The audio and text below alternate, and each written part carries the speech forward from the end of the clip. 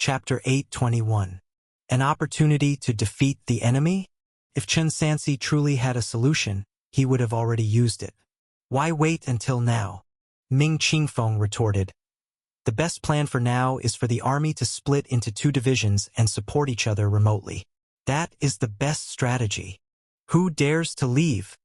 Wang Ji brandished his sword to block them.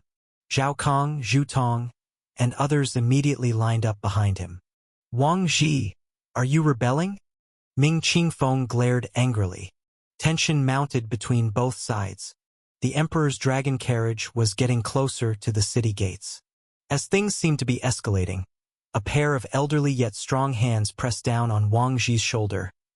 General Wang, since it is the emperor's command, let them go. Brother Wei. Wang Ji looked at him. Really let them go? The emperor's command must not be defied. Su Wenkai hurriedly came over. Don't worry, General Wang. Only then did Wang Ji, Zhu Tong, and others reluctantly step aside, watching the emperor's dragon carriage slowly move out of the city gates until it disappeared into the night, followed by more court soldiers retreating. Judging from the scale of deployment, at least half of the people had to leave. It's no use, let them go. Su Wenkai shook his feather fan and sighed lightly. Forcing a block now would only lead to inner turmoil, playing into Dan Liangqing's hands instead. Are we just going to watch? Wang Ji said anxiously. If this keeps up, there might not even be 10,000 people left in the city. Try to remain calm. Su Wenkai soothed. Wait until the master returns. Capital City. Longevity Palace was empty. Emperor Longqing's true self was hidden in the tomb chamber of the Imperial Mausoleum. Beside him, the Fuling Taiqing Heavenly Treasure Tree, with its roots sprawled across the stone floor, emitted radiant spirit light, while its emerald green leaves continued to wither and decay. Chao Kai, clad in a dark cyan Taoist robe, sat cross-legged on a meditation mat, eyes closed, his hands forming seals, as the heavenly grade golden spirit root greedily absorbed spiritual energy, which he then refined into mana through the purity sword art, using complex circulation in the meridians, finally converging into the dantian.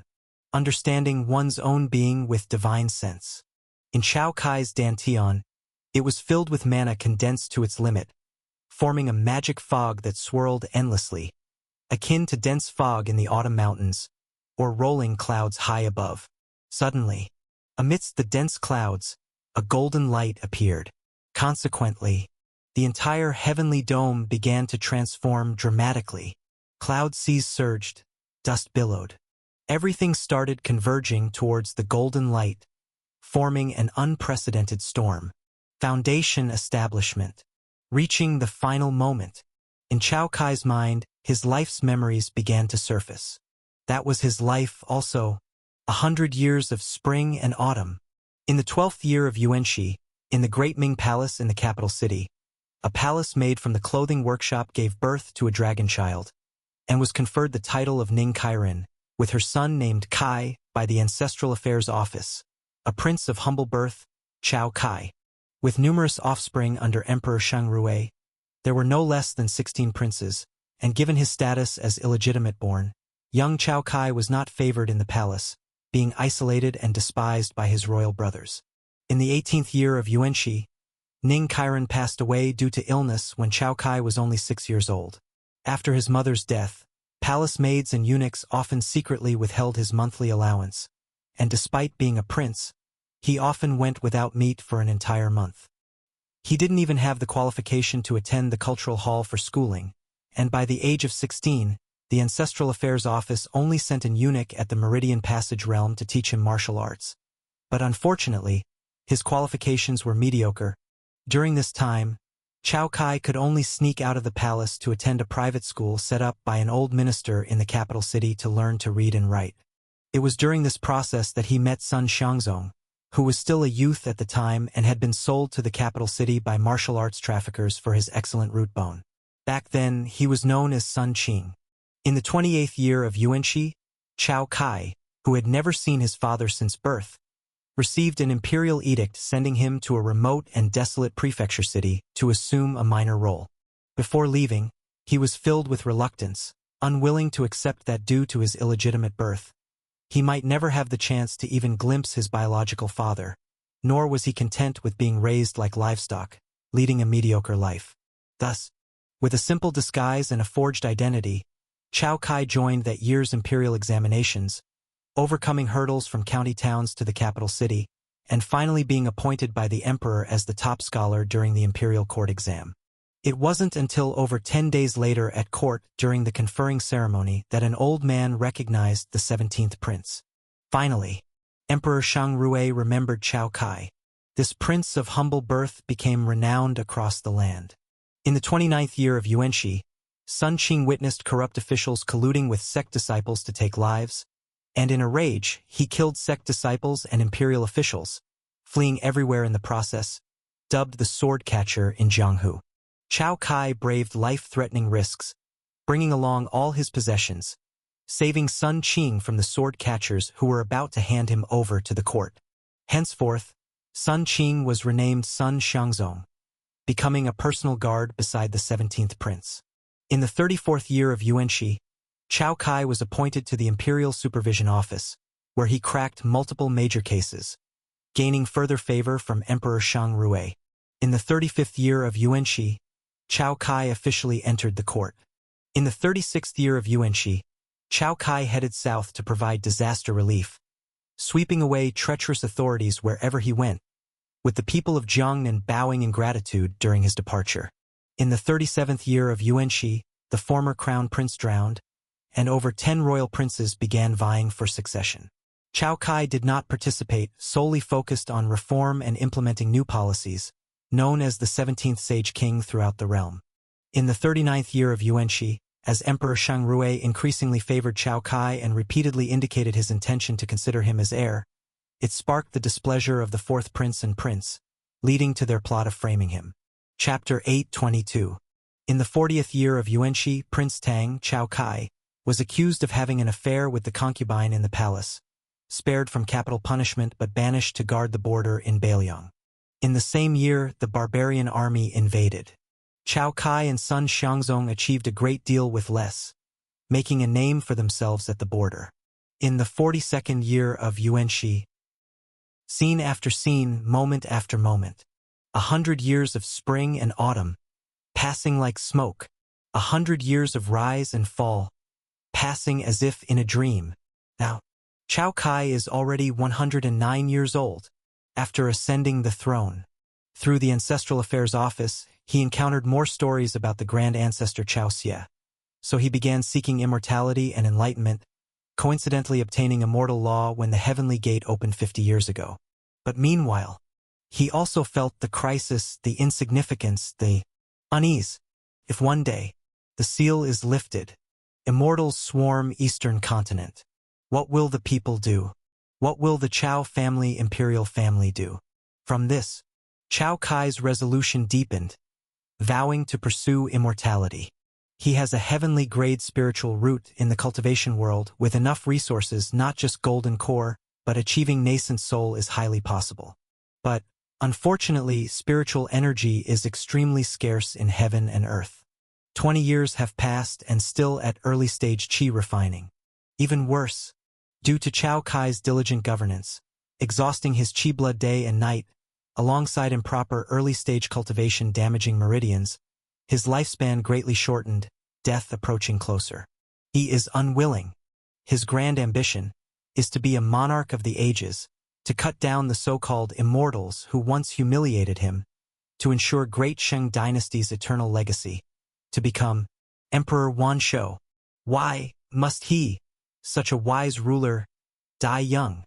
Thus, the pursuit of immortality and enlightenment became more urgent, almost at any cost. Finally, today has arrived. Foundation establishment is imminent. Conflict arises again. Treachery and rebellion, stirring chaos throughout the empire. That Chun Sansi, wasted cultivation, incredibly immature, quite laughable, talking about slaying immortals and purging traitors. How does he know whether these things were his original intention to accomplish? This world. Only he can achieve this. National Guardian Seal. This seal, suppresses the fate of heaven and earth, inherited by generations of Eastern continent human emperors, refined by grand ancestor Chao Xie. Holding this jade seal, one can defy heaven and earth seal, coupled with dragon abyss sword. When cultivators of sky-water continent want to interfere in Eastern continent affairs, they must first heed his commands. He is the guardian of these lands, these mountains, and the protector of all people. Chun Sansi's immature actions nearly ruined the grand plan. Fortunately, it all ended. As the life stories unfold one by one, Chao Kai's resolution became increasingly unshakable. Accompanied by the last wisp of spiritual energy entering his body, the Fuling Tai Ching heavenly treasure tree completely withered.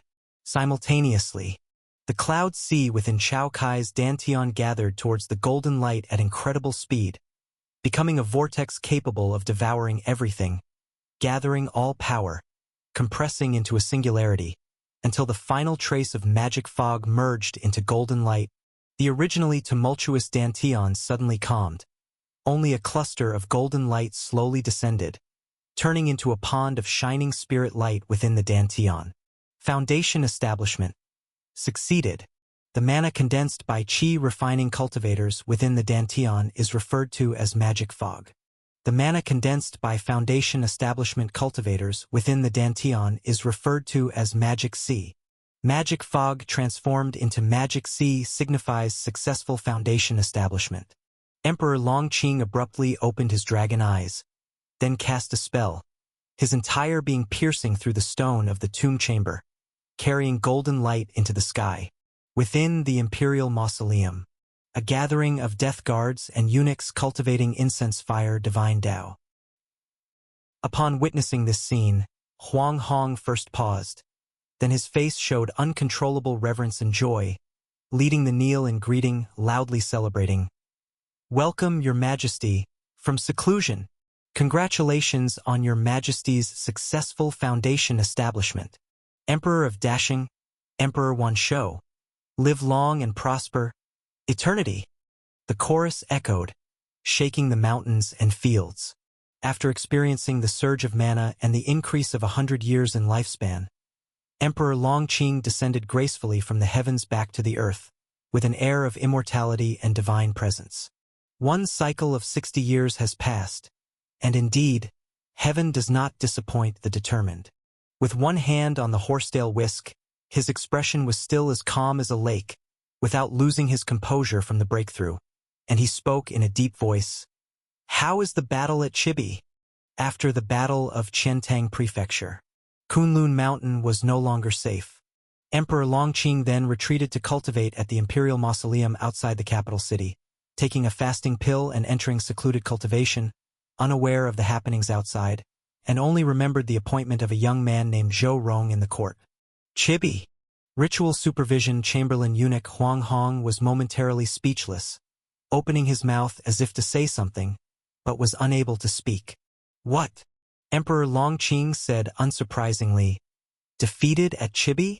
Your Majesty's strategic planning is unmatched. Indeed, it was a defeat. But..." Huang Hong stammered, unable to complete his sentence. Emperor Longqing squinted his eyes and urged, "But what?" "But the defeat at Chibi happened a long time ago." Huang Hong's forehead was pressed against the ground, daring not to meet the emperor's eyes. "Now Chun Sansi and King Jin have gathered an army of 200,000 and have reached you state at Fei River. Crossing Fei River, they could reach the capital city directly." Upon hearing this, Emperor Longqing's previously unperturbed demeanor finally changed, his voice somewhat restrained. "Bring me the maps and reports of the current battlefield." Yes. In no time at all, a giant map was unfurled by several eunuchs. Moreover, death guards read out the accumulated battle reports one by one. "What? After months of secluded cultivation, they have reached the capital city."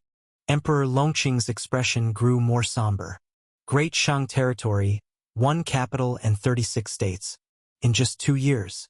Turned out, only 3 states remained, essentially on the brink of the nation's fall. "This servant is incompetent. Your Majesty, please remain calm." Huang Hong quickly explained, "Don't worry, Your Majesty. The rebels will definitely not reach the capital city. Dan Liangcheng, the Immortal Master, has gathered 1,000,000 troops at Fei River, and Prince Qin personally leads the civil and military officials at the front, encircling the rebels firmly in Kanyang City. Recently, Dan Liangcheng, the Immortal Master, has repeatedly used the strategies besiege but leave gaps and division strategy, greatly defeating the rebels just recently." Emperor Longqing gazed at the northern sky. "I indeed underestimated Chen Sansi. Your Majesty, have faith," Huang Hong continued. "With the Ling family's ancestor at true power middle stage, standing guard, Chen Sansi does not dare to leave the city. Enough. Relying on anyone else is useless." Emperor Longqing paused. "Gather all the remaining Forbidden Army, Genie Guard, and West Factory personnel in the capital city and follow me to the front line. I shall lead the charge personally." With the cultivation honed over the years, combined with heavenly talent, dealing with someone at true power early stage shouldn't be a significant problem. The only concern is that the traitor surnamed Chen is likely on the verge of a breakthrough too. Since going, one must be fully prepared. The world should be at peace. Buzz! Emperor Longqing raised his palm, and a spirit light descended from the mausoleum into his palm. As the glow dissipated, upon closer inspection, it was a jade seal of emerald color. National Guardian Seal. This seal is 4 inches square, entirely green jade with no runes on its surface, yet still shimmering with bright golden light, the top interlocked with 5 dragons, surrounding repetitive patterns, and the bottom inscribed with 8 large characters. Bestowed by heaven, longevity, and prosperity, the human emperor of Eastern Continent, with this jade seal, fears neither heaven nor earth. Buzz! Dragon's roar resounded. Another spirit light fell into Emperor Longqing's hand, the Dragon Abyss treasure sword. Holding this sword is like grasping the true dragon. Thousands of years ago, Master Swordsmith Ouyang Qing dug into Heavenly Sword Mountain, releasing a 1,000-year-old ice stream, channeling the water containing spiritual energy to the sword-casting furnace.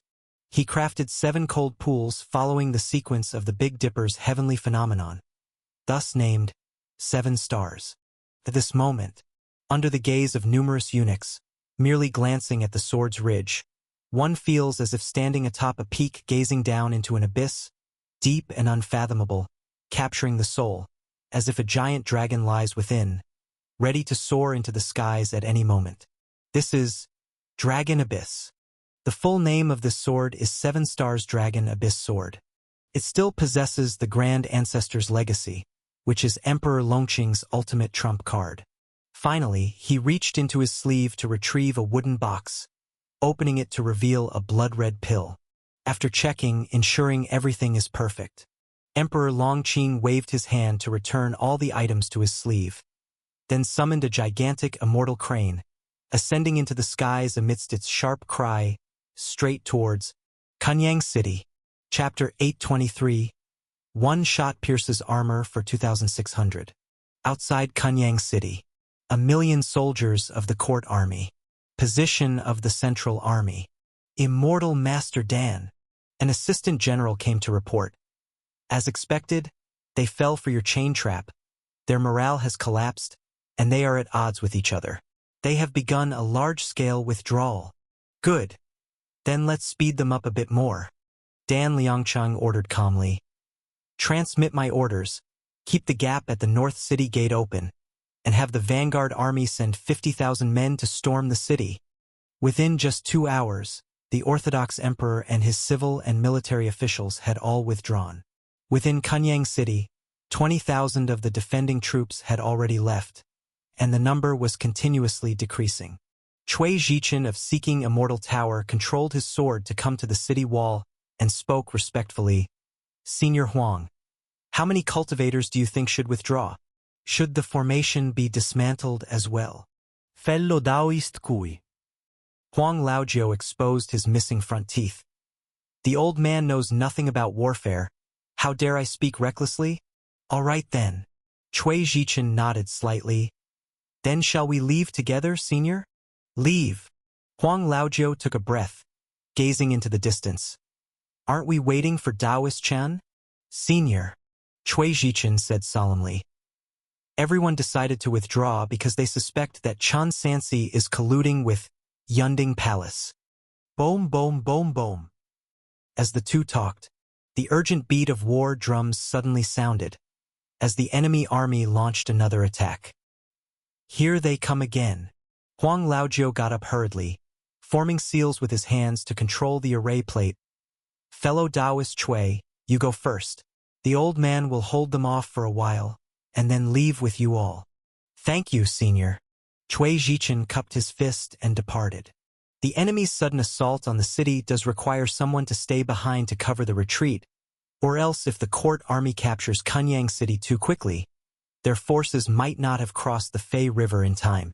In the night sky, the loud voice of Dan Liangqing activating the Great Formation echoed. 5 decrees for the hero soldiers of Duize. Drive away evil forces without pause. 6 decrees of Sun Wind blowing mountains, flying sand and rolling stones to chase enemy soldiers. The spells were chanted. The array flags waved. The heavenly gate formed by the heavenly pillars changed once again. From several heavenly gates, torrential rivers poured out, and the densely packed black-armored soldiers trod on the water surface, rushing towards the city wall amidst the torrents. From several other heavenly gates, gales rose, and the heavy-armored soldiers in their rapid charge unknowingly floated up as if they grew wings, drifting towards the city wall amidst the roaring sand.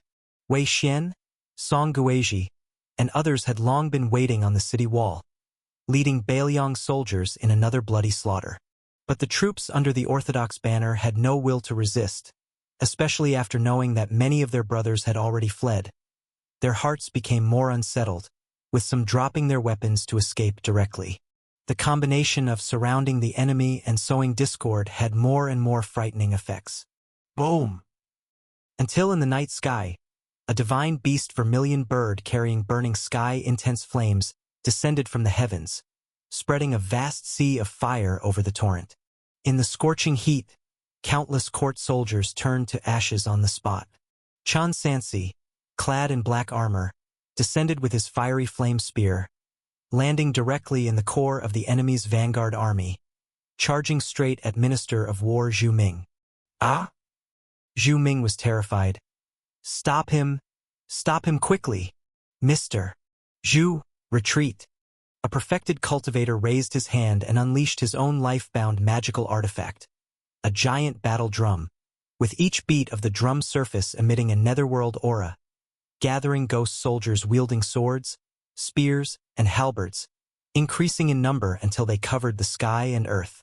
Yet, despite countless ghostly spirits, they were all devoured by the red flame dragon, and the mysterious netherworld battle drum burned up like paper. The cultivator hiding behind didn't even have time to use escape techniques before feeling a burning sensation at his chest, without pain, only feeling as if something pierced his body, before everything went black. Chen Sansi grabbed the top of the cultivator's skull with one hand and, under the watchful eyes of all, directly pulled it out. Before blood could spurt out, the entire head was engulfed in flames, with flesh and blood burned away, leaving only a flaming skull that he threw accurately at the back of an escaping red-robed official's heart. Zhu Ming wailed, spitting a mouthful of blood, with his whole heart cooked by the heat. His body was thrown forward several zhang by the impact, crashing heavily to the ground, never to move again, taking the enemy general's head amidst a multitude of soldiers. For Chen Sansi, it was already a matter of course. The court soldiers witnessed this scene, each and everyone shocked and pale, and for a time no one dared to advance anymore. So much so that the vanguard army attacking the city was split into 2 parts by Chen Sansi.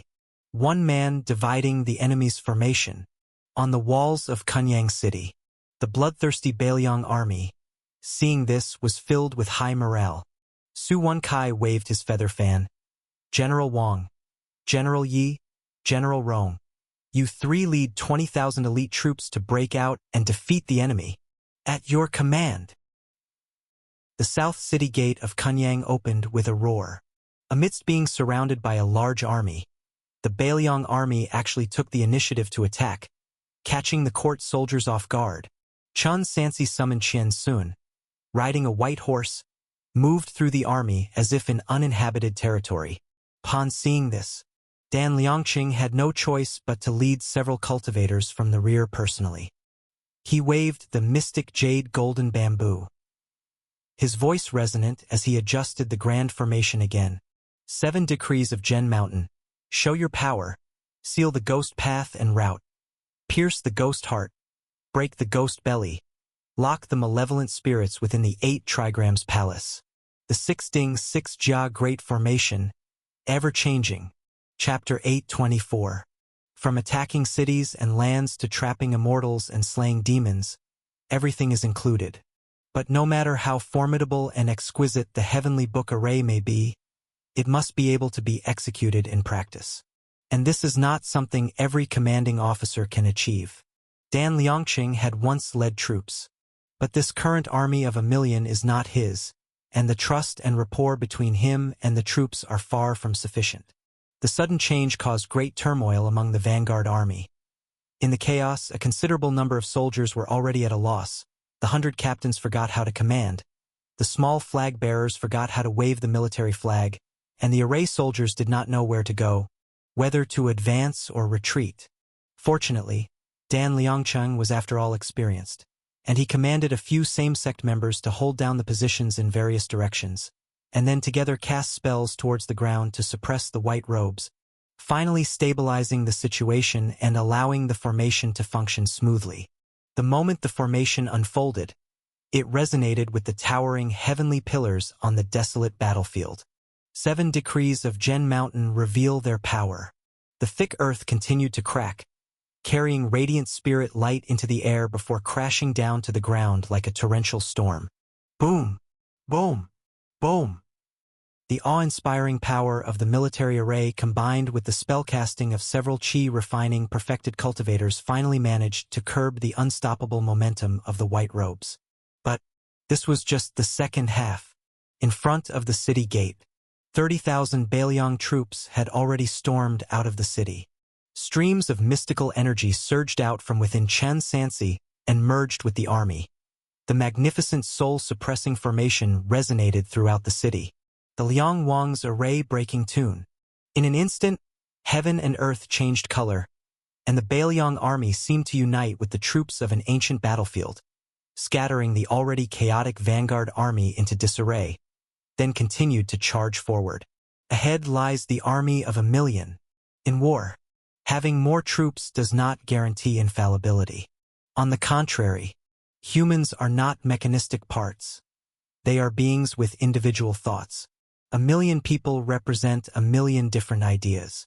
An array opened with great momentum, yet once chaos ensues, it will be an unprecedented disaster. The one who said, "The more, the merrier," is certainly no ordinary person.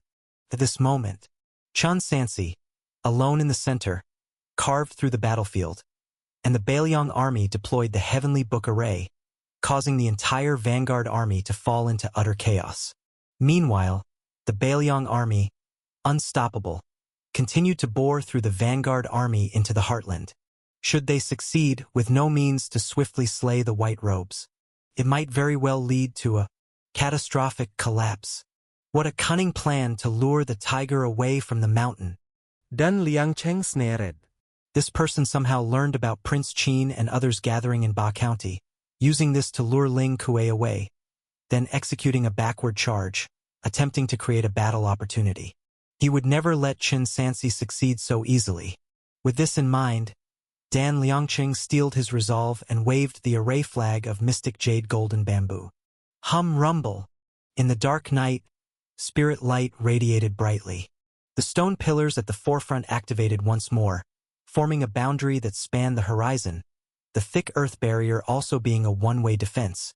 To pass in reverse, one must hold the core array flag. Earlier, this thick earth barrier was used as a cage for encircling Kunyang City, only lifted when the siege began. Opening it again now, implied, sealing the vanguard army's retreat path. Amidst the chaos, They had nowhere to go, only to trample on each other, to be entirely slaughtered by the Baeliong army.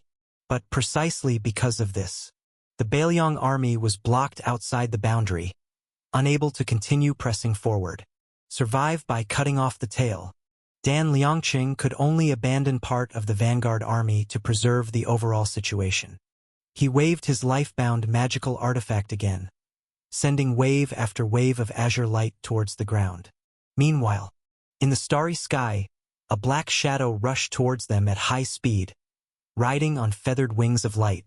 Ling Kuei, Senior Ling has returned. Dan Liangqing shouted loudly. Hold him! As long as we keep him within the array, he is doomed. However, it was still impossible for them to stop Chen Sansi, who broke free from the array and soared into the sky just before Ling Kuei arrived. Another siege and defense battle ended with the sound of retreat. But this time, the Kunyang garrison returned victorious. With a surprise attack, they suffered fewer than 2,000 casualties, slaying over 40,000 enemy troops. On the city wall, Huang Laojiu, who witnessed the entire process, clicked his tongue in wonder. He approached the military strategist with the feather fan and scarf, naively asking, Master Strategist, is this also the heavenly book array rumored to be circulated in the eastern continent? Indeed it is, Su Wenkai informed. The heavenly book array was precisely promoted by our Baeliong army. So, the rumors about summoning heavenly thunder and overturning rivers and seas are true? Huang Laojiu's tone was filled with undisguised amazement, murmuring to himself, So, with enough spiritual energy, even mortal troops might have a chance to kill a cultivator?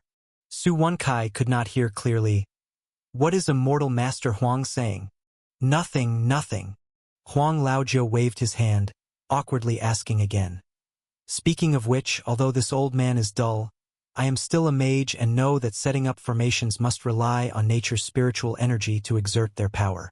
Dan Liangqing's 6-ding 6-jia golden light array is like this, as is my Xian armor wind formation. But just now I saw Daoist Chun did not use an array flag, nor was there any spiritual energy, yet the power unleashed by the formation was in no way inferior. Master Strategist, do you know how Daoist Chun managed this? Could it be he has some supreme treasure hidden on him? Chapter 825. Su Wenkai glanced sideways at the immortal master, whose face was honest like an old farmer, shaking his feather fan, and replied, What treasure is there? My lord acts in accordance with the mandate of heaven and is favored by the world, blessed with great fortune. Just a call to arms, and the heavenly book array will naturally be at his command. Oh! Huang Laojiu did not press further, merely squeezed his wrinkled face in a smile and nodded, I see, I see. Meanwhile, Chen Sansi ascended the city wall. Despite a recent significant victory, morale should have been high. But upon his return, he found the situation inside the city to be unusual. My lord, Zhao Kong reported, it's His Majesty and Ming Qingfeng who ordered the retreat, and now a total of over 40,000 troops have withdrawn outside the city, and it's still continuing. My lord, should we stop them? Indeed, my lord, at this rate, there won't even be 100,000 soldiers left in the city. No need to force anyone to stay. Chen Sansi merely said flatly, Let them leave if they wish. Should I try to persuade them? Huang Laojiu suddenly stepped forward and said, Although I'm not a significant figure, I still have some face, and I can speak to my fellow disciples still in the city. Perhaps they would be willing to leave more people to help. Oh! Chen Sansi looked over. If Senior Huang is willing to help, that would be great. Ha ha! It's nothing, Huang Laojiu said and rode off in his donkey cart. After about an hour, the trend of retreating was finally subdued. But only the remaining defenders stayed. The cultivators of the Guiyuan sect, however, were left with not a single one. The early stage of the Battle of Fei River. Kunyang City had a total of 200,000 defenders, and after some time of attrition, along with those who withdrew, only 12,000 remain. Half of them are the Baeliong army, and half are under the Orthodox command. Upon receiving orders to stay, the troops under the Orthodox command became even more uneasy, with morale dwindling. The retreat set a powerful precedent. Why should we be left behind? Indeed, all officials of the court above third rank have withdrawn. Are we left here to die? Otherwise, why did they run? Silence, all of you. Not long ago, our army slaughtered tens of thousands outside the city. The court has left the city as a strategy of division, not retreat. Victory is imminent. Anyone who dares waver morale will be executed without mercy. Chang Wei, Yi Fengxiu, and Wang Ji rushed to reassure, finally stabilizing the situation. In the following 2 days, everything became quiet. After suffering a setback, the army outside didn't engage in construction activities, but instead lowered flags and conserved energy. Strange. Su Wenkai felt uneasy. Our defenders are reduced, cultivators are insufficient. Coupled with wavering morale, they should strike fiercely in one go. Why suddenly halt? Given current circumstances, they had no initiative whatsoever. Regardless of what Dan Liangcheng and others were planning, they could only respond with inertia. Inside the tower, trusted aides guarded the entrance. Chun Sansi sat cross-legged inside, controlling the spreading spiritual energy of the spiritual pearl within a certain range, then circulated the swallowing fire technique, absorbing its spiritual energy. Aided by the mid-grade fire spirit root, spiritual energy quickly entered his body and circulated, finally accumulating in the dantian until the 6th wisp of mist formed. All the mist completely dispersed, merging into a sea of mist. The long mist panel emerged. Cultivation technique, swallowing fire technique. 6th layer of Qi refining. Progress 0/1200, also enhanced, was the accompanying spell of swallowing fire technique, flame manipulation technique. Spell, flame manipulation technique, mastered. Progress, enhances with realm. Utility, fire technique. This spell cannot be individually improved. It only enhances alongside one's realm. After mastering flame manipulation technique, obtaining the effect of the fire technique, only a touch of mana is needed to transmute mortal fire into force beyond ordinary. Compared to casting fire element spells, this can spare the time for forming seals and greatly reduce the consumption of mana. Then, on the battlefield, it has significant use. Unfortunately, cultivation is still insufficient to control the immortal treasure Strange Fire. Otherwise, facing Ling Kuei's Nether River true power wouldn't be so strenuous. 6th layer of Qi refining is the last step before reaching the late stage of Qi refining. Upon breaking through this realm, the grade of spirit root will rise again, and cultivation speed will also accelerate. Estimates suggest that it won't take many more years to begin preparing for foundation establishment. Naturally, these are considerations for later. Presently is a matter of life or death. He generally uses swallowing fire technique to replace sleep only when exhausted from martial arts. Even then, the final opening of Jingshan Cave still requires some time. Such speed can be considered remarkable. In all Chen Sansi's martial arts practice, only 5 or 6 years have passed. This speed, even if placed within the cultivation world, is of a top-tier martial arts genius. Yet it feels as if a ravenous beast is persistently chasing him. No matter how he runs, he always feels too slow. Thankfully, a breakthrough is imminent. According to his envisioned decisive day, he will surely complete the breakthrough. The only worry being Emperor Longqing.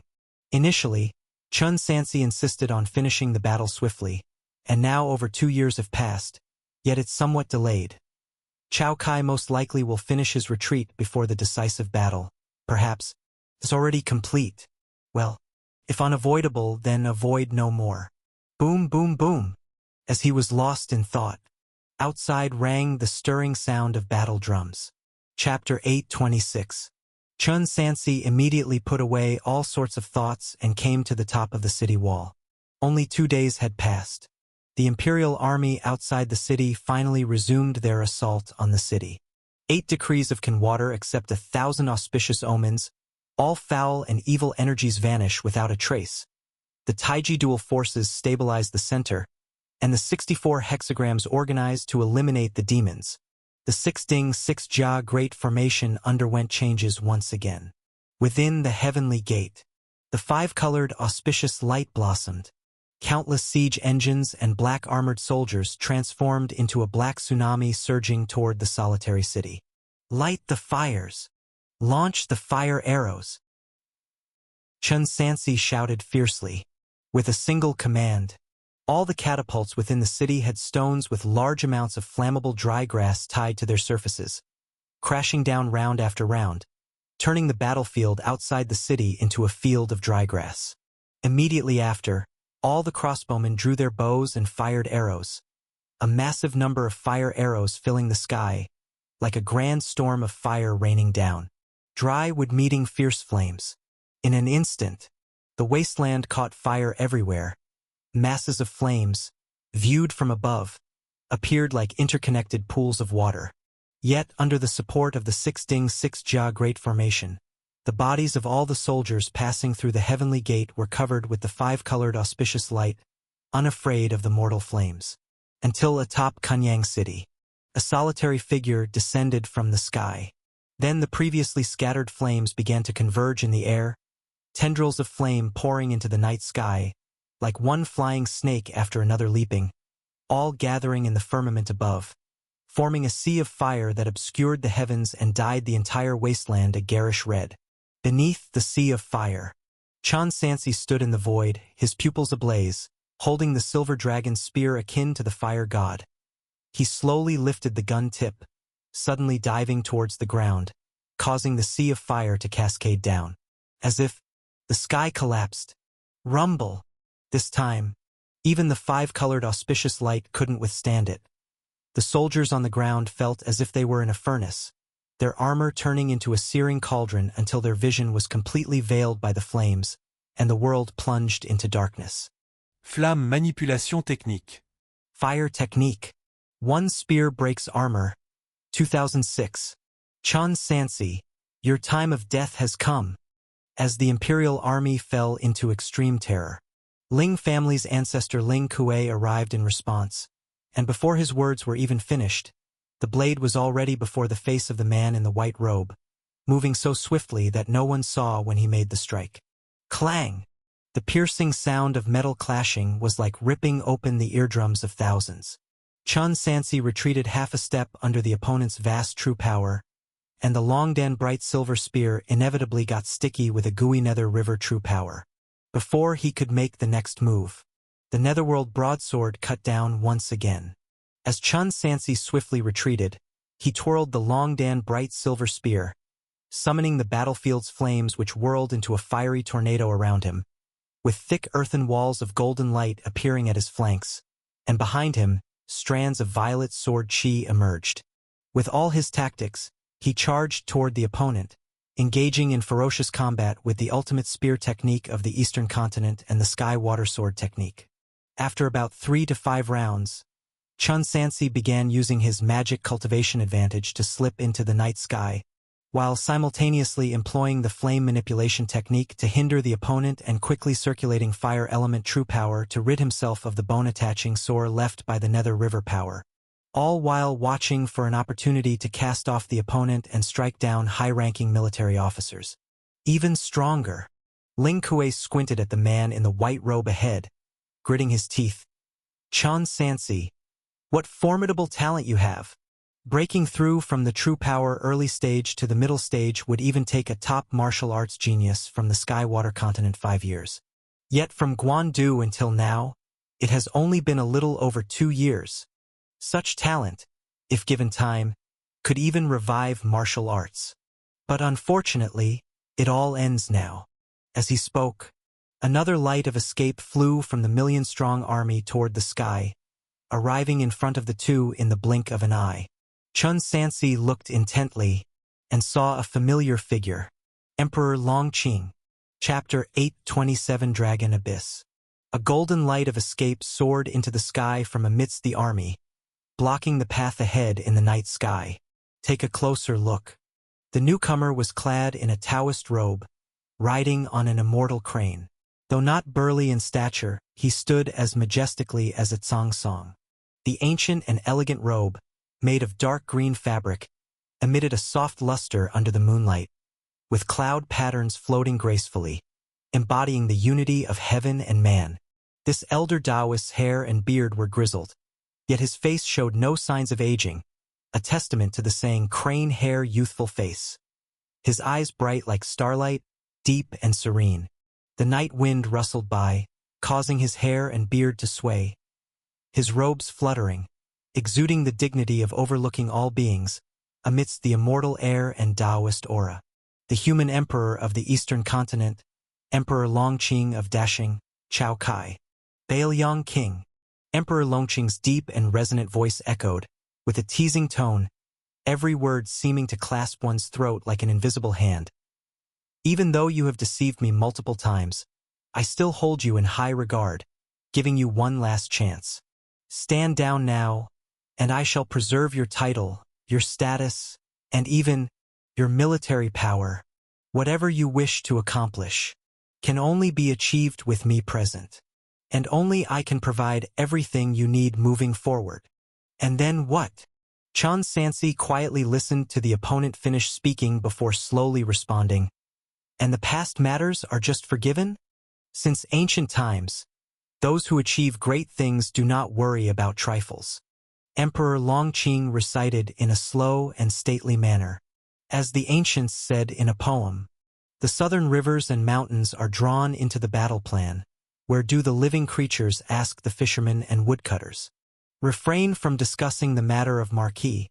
One general success is built on countless corpses. Indeed, how can I, as the emperor, not understand the suffering of the people, the hardships of livelihood? But without eternal bones, where does one general success come from? Chen Sansi. As one who commands soldiers, you should understand this better than I. Can you claim that your repeated brilliant victories were not built on piles of bones? Marching and fighting are like this, as is governing the world. All the deceased were paving the way for a prosperous era of peace.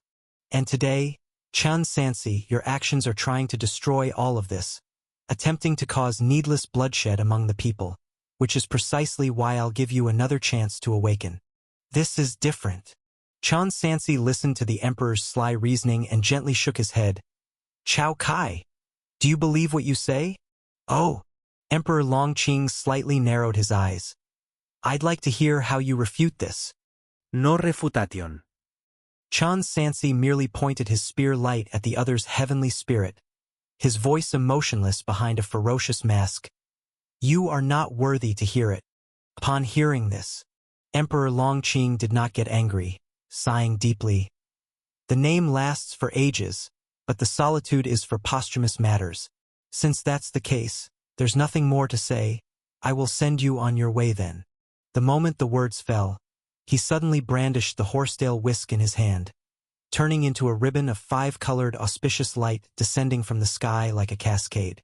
The rainbow wrapped in clouds, the figure amid the Milky Way. Fire-breathing skill was unleashed. A flash of cold light arrived first, and then the spear shot forth like a dragon. The long spear roared and shattered the cascade, but Chen Sansi was also forced back by the impact, barely stabilizing his form, then immediately activating Divine Speed Talisman and Wind Avoidance Talisman, rapidly accelerating his sword flight speed to return to Kunyang City. The critical moment of victory hadn't arrived yet, and his current cultivation couldn't withstand the opponent. Naturally, he wouldn't stubbornly seek death. From the initial engagement, Emperor Longqing's strength was considerably greater than the ancestor Ling Kuei of the Ling family. The line between magic cultivation and martial cultivation is not straightforward, with true power middle stage roughly equivalent to foundation establishment in magic cultivation. It varies greatly based on individuals. Moreover, Chen Sansi had to face both of them simultaneously. As Chao Kai attacked, Ling Kuei also launched an assault from the side flank. Chen Sansi held the spear in his right hand, and from the gap in his left arm's armor came a fierce winged fire snake, colliding with the relentless Nether River waters. It turned out to be the Tianhe soft sword he captured from the Ling family's members during the Battle of Chibi. Proficient in thousands of weapons and cultivation techniques, he was naturally adept at soft sword swordsmanship as well. Upon contact, the winged fire snake wrapped around the broad sword like chains made of flames, firmly binding it. Sizzle, sizzle. Fire element true power and nether river true power relentlessly consumed each other, generating wispy green smoke. Chun Sansi did not engage in direct conflict, abandoning the Tianhe sword and distancing himself rapidly, expelling the bone-attaching sore within his body as quickly as possible. Once he finally returned to his peak condition, Emperor Longqing also caught up. The immortal crane beneath him let out a long cry, the magic artifact in his hand unknowingly transforming from the horsetail whisk into a long sword, the cold light of which concealed the moonlight. 7 Stars Dragon Abyss Sword. As soon as the sword drew forth, within 1,000 miles, in the ears of millions, a dragon's roar shook heaven and earth. In their eyes, the vast wilderness turned into a boundless abyss. A supreme true dragon surged into the sky under the Emperor's command. At that moment, millions of soldiers felt their spirits tremble, all compelled to prostrate and bow. Divine dragon emerging from the abyss. With a roar, it changed direction, bearing down on a tiny flame in midair, the majesty of the divine dragon shaking the heavens. The speed of the sword light exceeded Chun Sansi's escape speed, forcing him to alter course to confront the attack. The long Dan bright silver spear swirled with flame, yet under the contrast of the divine dragon, appeared as weak as a young Qiu Long. Closely following it, over 50 streams of purple sword chi. Chapter 828. However, the fiery flame fire dragon extinguished in an instant under the crushing force of the divine dragon supreme, and the long Dan bright silver spear lost its luster. Each sword chi skill shattered like fragile glass. Thick earth decision coalesced but only obstructed for a moment before the spell's earth shield crumbled, like an old clay wall that couldn't bear the burden, collapsing under pressure.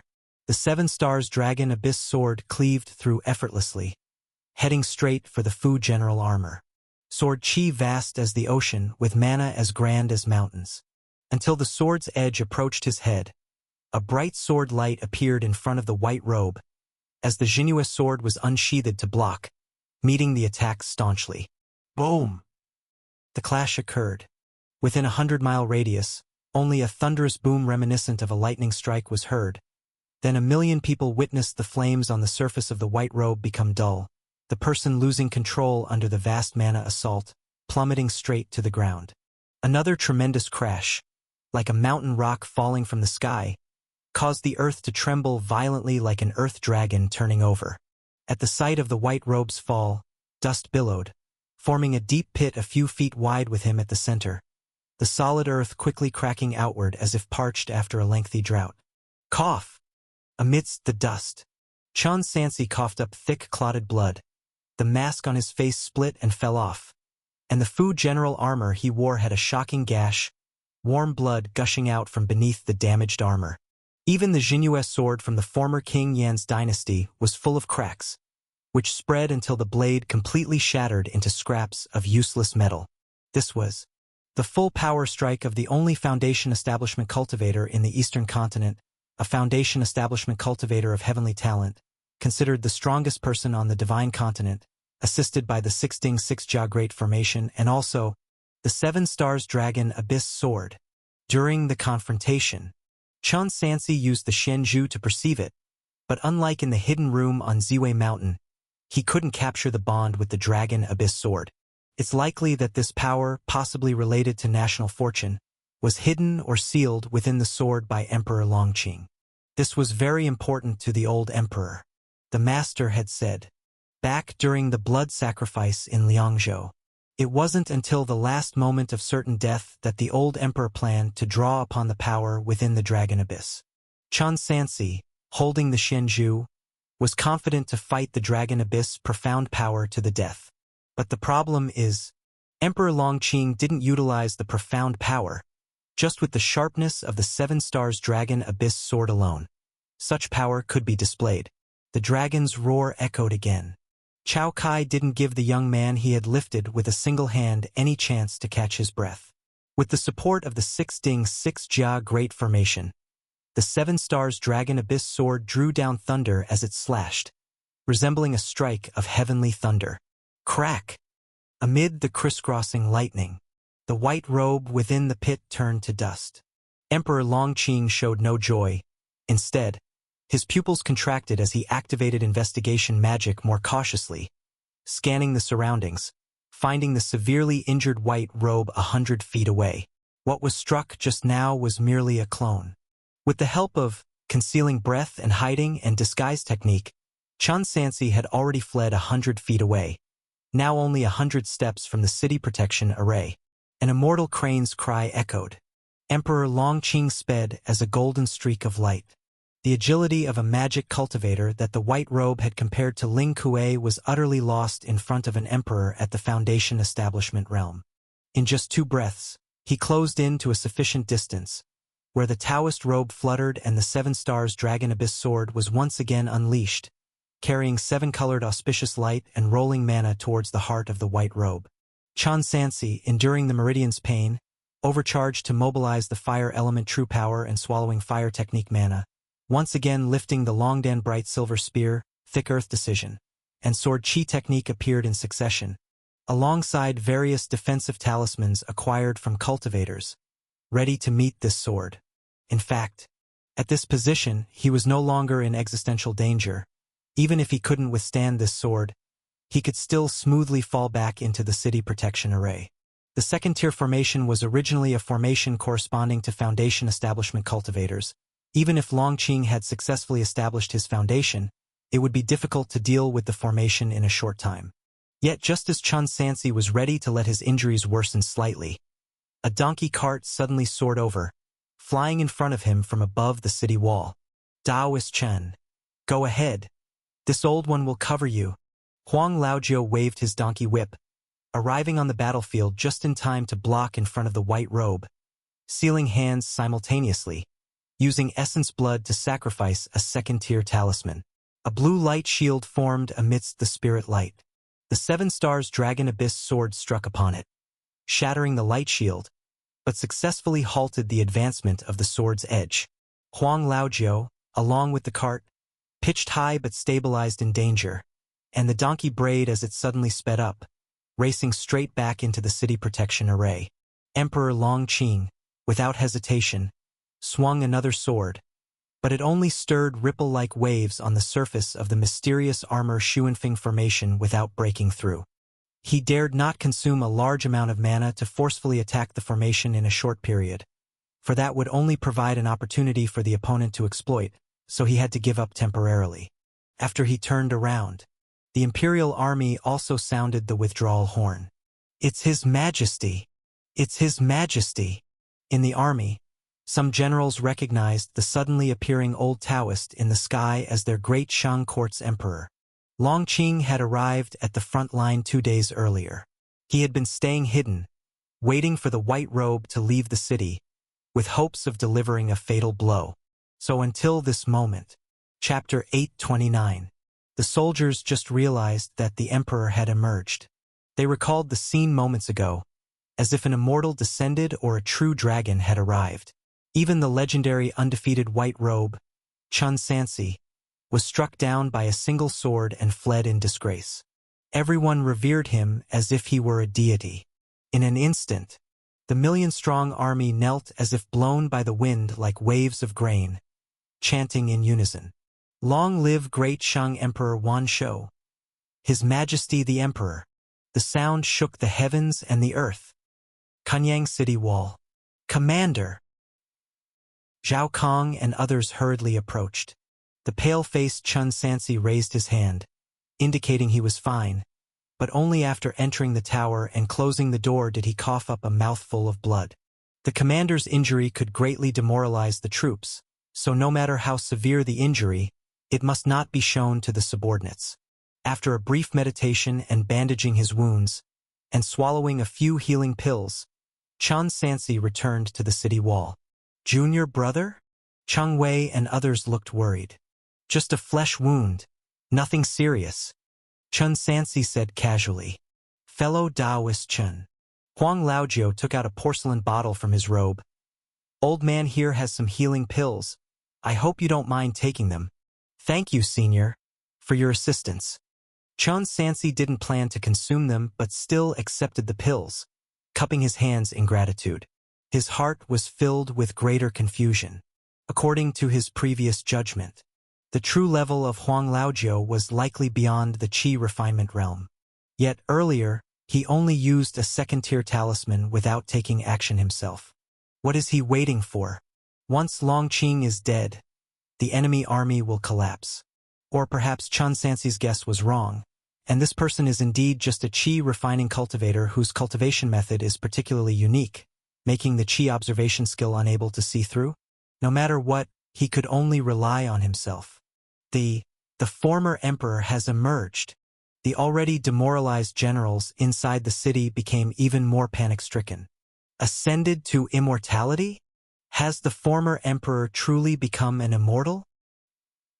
Many people did not understand the cultivator's realm divisions and merely felt that Emperor Longqing, wielding the Dragon Abyss sword, possessed an aura similar to a Taoist ancestor or a sword immortal. Even though Wei Xian explained that Foundation establishment prolongs life to 200 years, not a true immortal, it was still hard to calm the hearts of the troops. Roughly half a day later, the court tried attacking the city again, with no way to fend off Foundation establishment cultivators. Huang Laojiu had no choice but to activate the full power of the mysterious armor Xuanfeng formation. The enemy army began to relentlessly wear down the city defense array day and night using the Luding Lijia formation. Spirit stones, my spirit stones. Huang Laojiu wailed continuously. Outside the city, a 1,000,000-strong army. Central army tent. Your servants. Pay respects to your majesty. Prince Qin and numerous generals cupped their hands and bowed. You cultivators. Why aren't you paying respects? Huang Hong pointed at Shengyun's sect cultivator Yuan Ximiao, scolding harshly. What does this mean? Yuan Ximiao frowned and said, We cultivators are not citizens of your Shang dynasty. Isn't offering Jianghu courtesies enough? How dare you? Huang Hong's sharp voice rose suddenly. This is the emperor of the heavenly dynasty. How can mortal rulers compare? Even cultivators, when in Eastern continent meeting Emperor Wanshou, should show loyalty like subjects. Otherwise, they will be punished according to the laws of our great Shang dynasty. What did you say? Yuan Ximiao was furious, about to explode with anger, but seeing Cao Kai, who sat cross-legged on a prayer mat with closed eyes, sneering immediately. This is a betrayal. Friendly before, now hostile. Not long ago, the man surnamed Chao was earnestly pleading with Shengyun's sect to cooperate, exchanging Foundation establishment pills and other resources. Having successfully reached Foundation establishment, now he shows an entirely different attitude. Yet, nothing could be done about it. The other party possessed an ancient treasure capable of resisting the heaven and earth seal, being the only Foundation establishment cultivator in this realm. To speak bluntly, even if he really were to be killed here for not showing respect, as long as Emperor Longqing remains inside the seal, even if the Shengyun sect's ancestor came, they could do nothing. Moreover, if Shengyun's sect still desires Mang Mountain ancestor vein, they can't even afford to turn hostile, and may have to heed this person's whims in the future. Offense and defense have switched. This person could be said to bear humiliation for the greater good. Understanding the stakes, Yuan Ximiao did not insist on preserving his face, eventually leading fellow sect brothers in bowing respectfully in the direction of the emperor. Shengyun sect's Yuan Ximiao pays respects to His Majesty the Emperor. No need for formalities. It was only then that Emperor Longqing slowly opened his eyes and spoke in a low voice. What is the situation in Kunyang City? Reporting to Father Emperor. Prince Qin answered with cupped hands. Whenever we send people to attack the city, they activate the city protection array. However, my sixth brother and most of the Guiyuan sect cultivators have already retreated. As long as we gradually wear them down, once the formation collapses, it will be their complete annihilation. Fellow Taoist Ling Kuei, Emperor Longqing slightly glanced to the side. I am personally overseeing the situation here. You take several Shengyun sect disciples to kill the Guiyuan sect rebels. Earlier, Chao Huan and others were able to retreat smoothly. The main reason was the need for true power middle stage to oversee the army. But now that Longqing has emerged, the situation is quite different. Understood. Ling Kuei, without saying much, chewing a dogtail grass, left the tent, leading 7 or 8 cultivators to pursue Chao Huan and the civil and military officials of the new dynasty. At the same time, the remaining cultivators of Shengyun sect coordinated with Dan Liangqing's Luding Lijia formation, bombarding the city defense array day and night. Don't panic, don't panic. Huang Laojiu advised others not to panic, but he himself was running around. The spirit stones brought from the sect this time are indeed used up, but this old man still has some savings over the years, which can hold up for a while. Chapter 830. Ah! Watching the constantly shaking barrier, Wei Xian angrily thrust his broad blade into the ground. Not only does the other side have a foundation establishment cultivator, but the number of our cultivators is also pathetically low. Do these people really see their own interests as more important than anything else? If everyone would advance and retreat together and live and die as one, perhaps there would still be a chance for a desperate counterattack. Even he, an outsider, could see it. The retreat of the legitimate emperor and others, the relationship between the White Robe and Yunding Palace was secondary. The main issue was that those people were both afraid of death and wanted to preserve their strength, fearing that, after winning this battle, the Beiliang army would dominate exclusively. At the critical moment of life and death, they were still fighting internally. Just as the city was in panic, cries for help suddenly came from the direction of the North City Gate. Open the great formation quickly. Let us in. Suddenly, Guiyuan sect cultivator Chen Qiren, somehow arrived by sword control, was blocked outside the barrier and shouted anxiously. Chen Qiren? Wang Ji unceremoniously said, Didn't you run away? Why come back now? General Wang, please have Elder Huang open the formation. Chen Qiren said, Ling Kuei is leading people in a beheading operation against us. They're about to catch up. They only just learned that Emperor Longqing successfully reached foundation establishment. At this point, if they didn't hide within the city protection array, it would basically be a dead end. Wait, Wang Ji said cautiously. You aren't planning to betray us, are you? Trying to deceive us into closing the formation. Wang Ji, how dare you slander me like that? Chen Qiren angrily exclaimed. I am a true disciple under the master of Guiyuan sect. I could never betray the sect. Meanwhile, flying boats appeared from the rear. Upon closer inspection, it was Guiyuan sect cultivators abandoning mounts, only bringing the legitimate Emperor Chao Huan and some high-ranking officials back in a wretched state. All right then. Wang Ji felt gratified. Let you focus only on running for your life earlier. Now stay outside and wait to die. Senior brother, let them in. Chen Sansi spoke out. Firstly, the city needed people right now. Secondly, and most importantly, don't forget that Huang Laojiu is from Guiyuan sect, and now fully relies on the second-tier array master. He naturally wouldn't let his fellow disciples be left outside. Sure enough, as soon as the words were spoken, the city protection array briefly contracted. Chen Qiren, Cui Zhichen, and others quickly rushed in with the legitimate Emperor Chao Huan and officials like Fish, and then the array re-engaged at its full strength. At this moment, the front city wall was engaged in battle, nearly letting in a large number of cultivators. What should be done now? The legitimate Emperor Chao Huan was pacing anxiously in circles. Father, how could His Majesty come out so soon? You have to understand. When he ascended the throne, he did so under the banner of Longqing ascended, rightful succession. Now with Longqing emerging from seclusion, isn't it a slap in his own face? What Longqing? Shangguan Haichong reminded. Your Majesty, that's clearly a demon. What's it got to do with the late emperor? Oh, right. The legitimate emperor suddenly realized.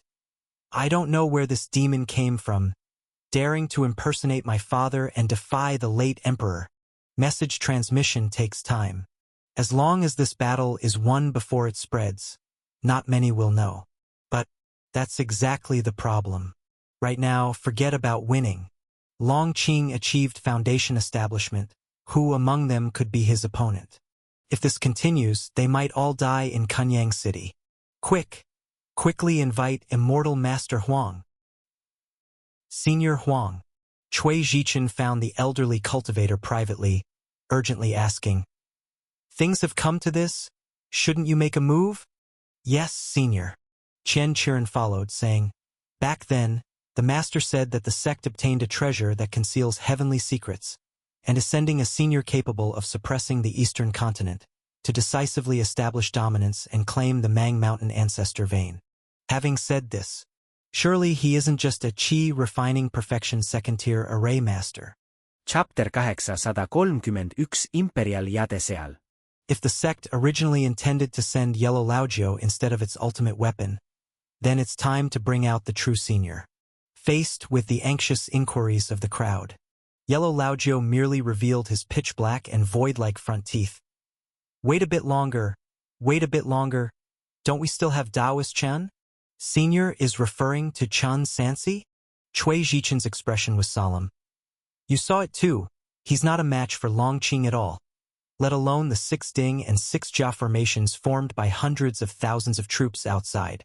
Even if we disregard all that, there's still the Dragon Abyss Sword to deal with. The only way now is to seek the help of the upper sect to ensure success. Daoist Cui. Yellow Laojiu lifted his mottled wine gourd and said awkwardly, "Recently, the sect discovered some unusual phenomena in Tiannan, which may bring great rewards. However, Yunding Palace is also getting involved, requiring a lot of manpower, resulting in a shortage of people, so no one else will come?" Qian Qiren interjected, then spoke more urgently. "Isn't the Mang Mountain ancestor vein supposed to be the most important matter?" "Oh, don't worry. Yellow Laojiu comforted. "The old man still says the same thing, wait a bit longer. Cui Zhichen and Qian Qiren exchanged a glance, their faces showing great disappointment. Since Yellow Laojiu spoke like this, it was clear that further inquiry was meaningless.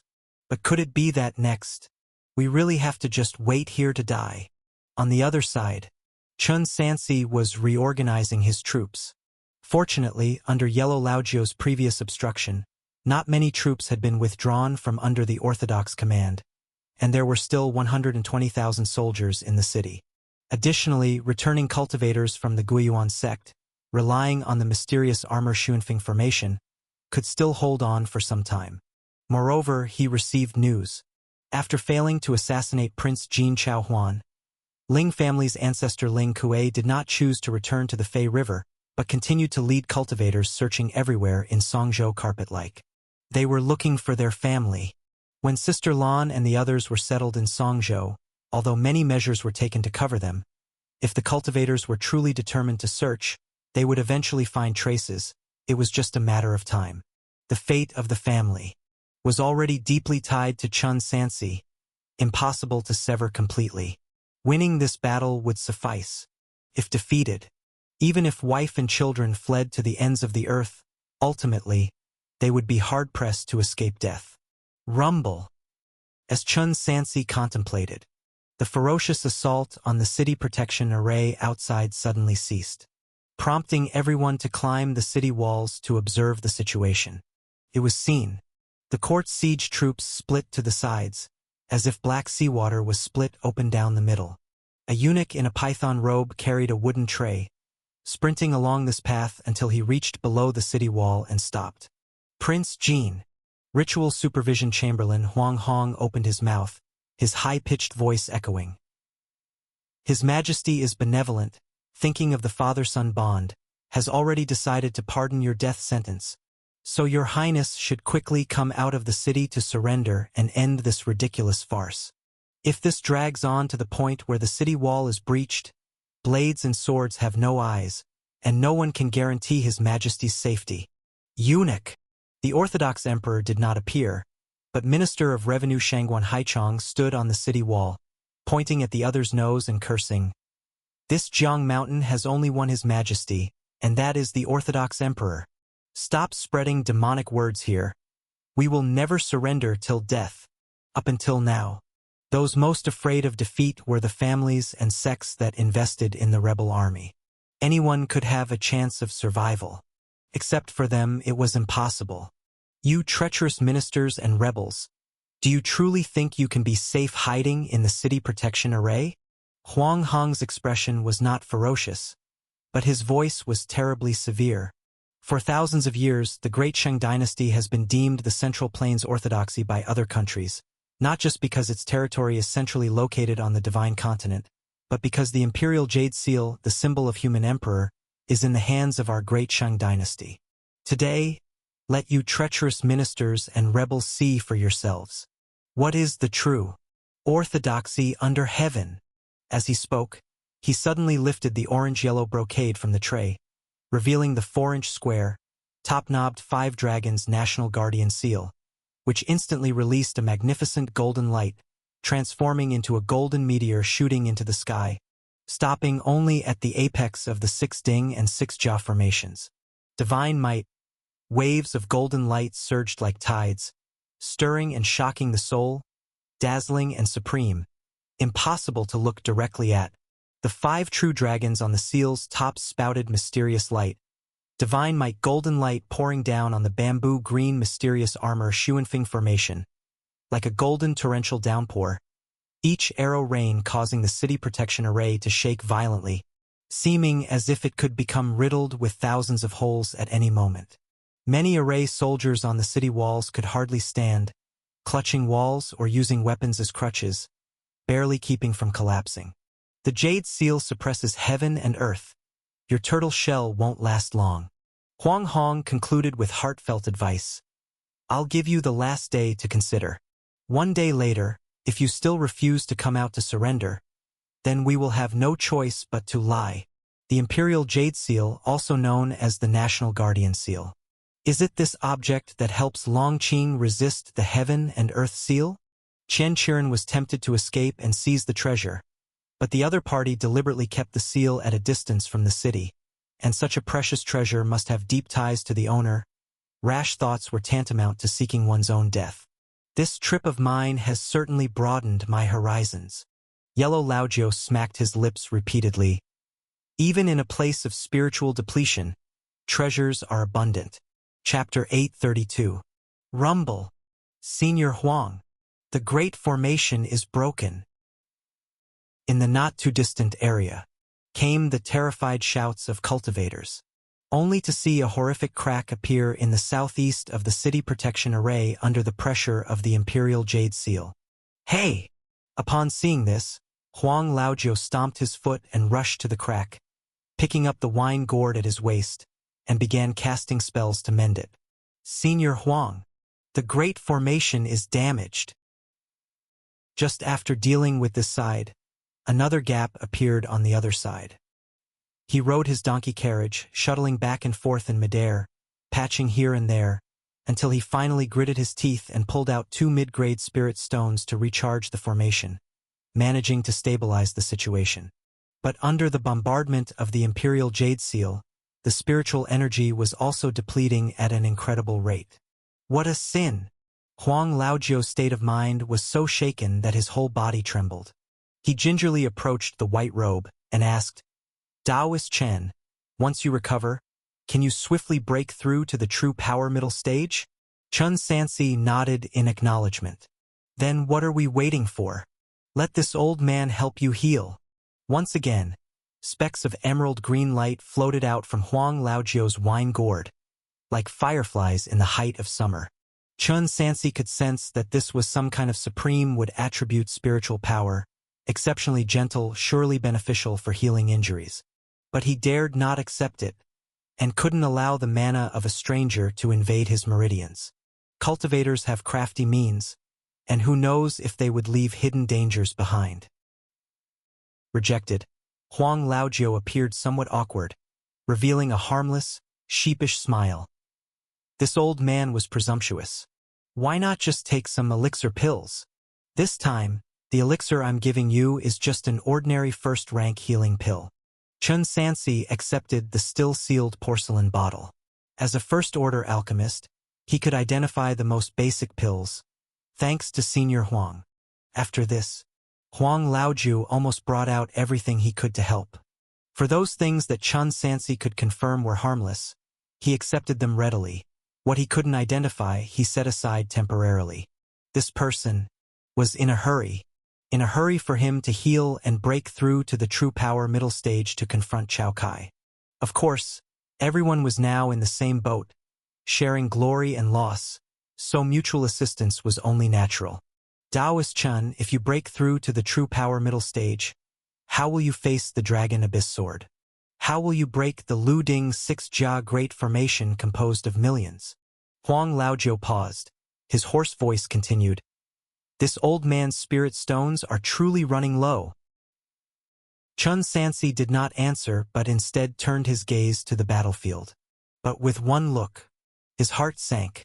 The imperial jade seal concealed the heavenly machinery, obscured the heavenly phenomenon. In other words, the mystical energy that Chun Sansi painstakingly left on Prince Qin and others was suppressed by the imperial jade seal, rendering it useless. This meant no hope of victory. In an instant, it was as if he saw a mountain collapsing in his mind. It was them, defeated like an avalanche. No matter how he felt inside, Chun Sansi's expression remained calm, and he called out, Su Wen Kai, the map. A few breaths later, the map covering the Fei River Basin, including Yu and Song states, was unfurled before their eyes. What is this, sir? Su Wen Kai realized something was up but dared not speak out. Matters concerning the immortal Xian were beyond his keenness to intervene. Chun Sansi perused the map, running countless simulations in his mind until he finally found the only glimmer of hope on this Central Plains battlefield. Bagong Mountain. With an army of 1 million, trying to annihilate them head-on was nearly impossible. So to win this battle, they just needed to rout instead of annihilate. To rout, they needed to rely on the momentum and the heavenly book array. But presently, the imperial jade seal suppressed the mystical energy. Even if Chun Sansi risked it to leave mystical energy, it would probably still be ineffective. To counter a treasure, naturally, requires another treasure. The Xianzhu itself. On the decisive day, Chun Sansi must personally wield the Xianzhu, charging into the enemy army to seize the opportunity. Facing those numerous heavenly gates head-on was naturally impossible to break through. Therefore, it required preserving Kunyang City, retreating from the Fei River, and circumventing the east to reach Bagong Mountains area, break through Yongjia Prefecture, and cross the Fei River tributary Luojian to achieve their purpose. In summary, he could not stay to defend the city but must abandon it to maneuver 3,000 miles. Su Wen Kai. Chun Sansi's gaze shifted from the map. Once the enemy army pauses their assault on the city, gather all generals, cultivators, and officials within the city at the Emperor's government office. I have important matters to announce. This round of offensive lasted until around the 3rd watch before the enemy army gradually retreated. Inside the government office hall, the legitimate Emperor Chao Huan sat at the main seat, while all civil and military officials and the Guiyuan sect cultivators assembled here. Brother Chun, the weary Chao Huan spoke with some expectation. You have gathered everyone here, perhaps to announce a strategy to defeat the enemy?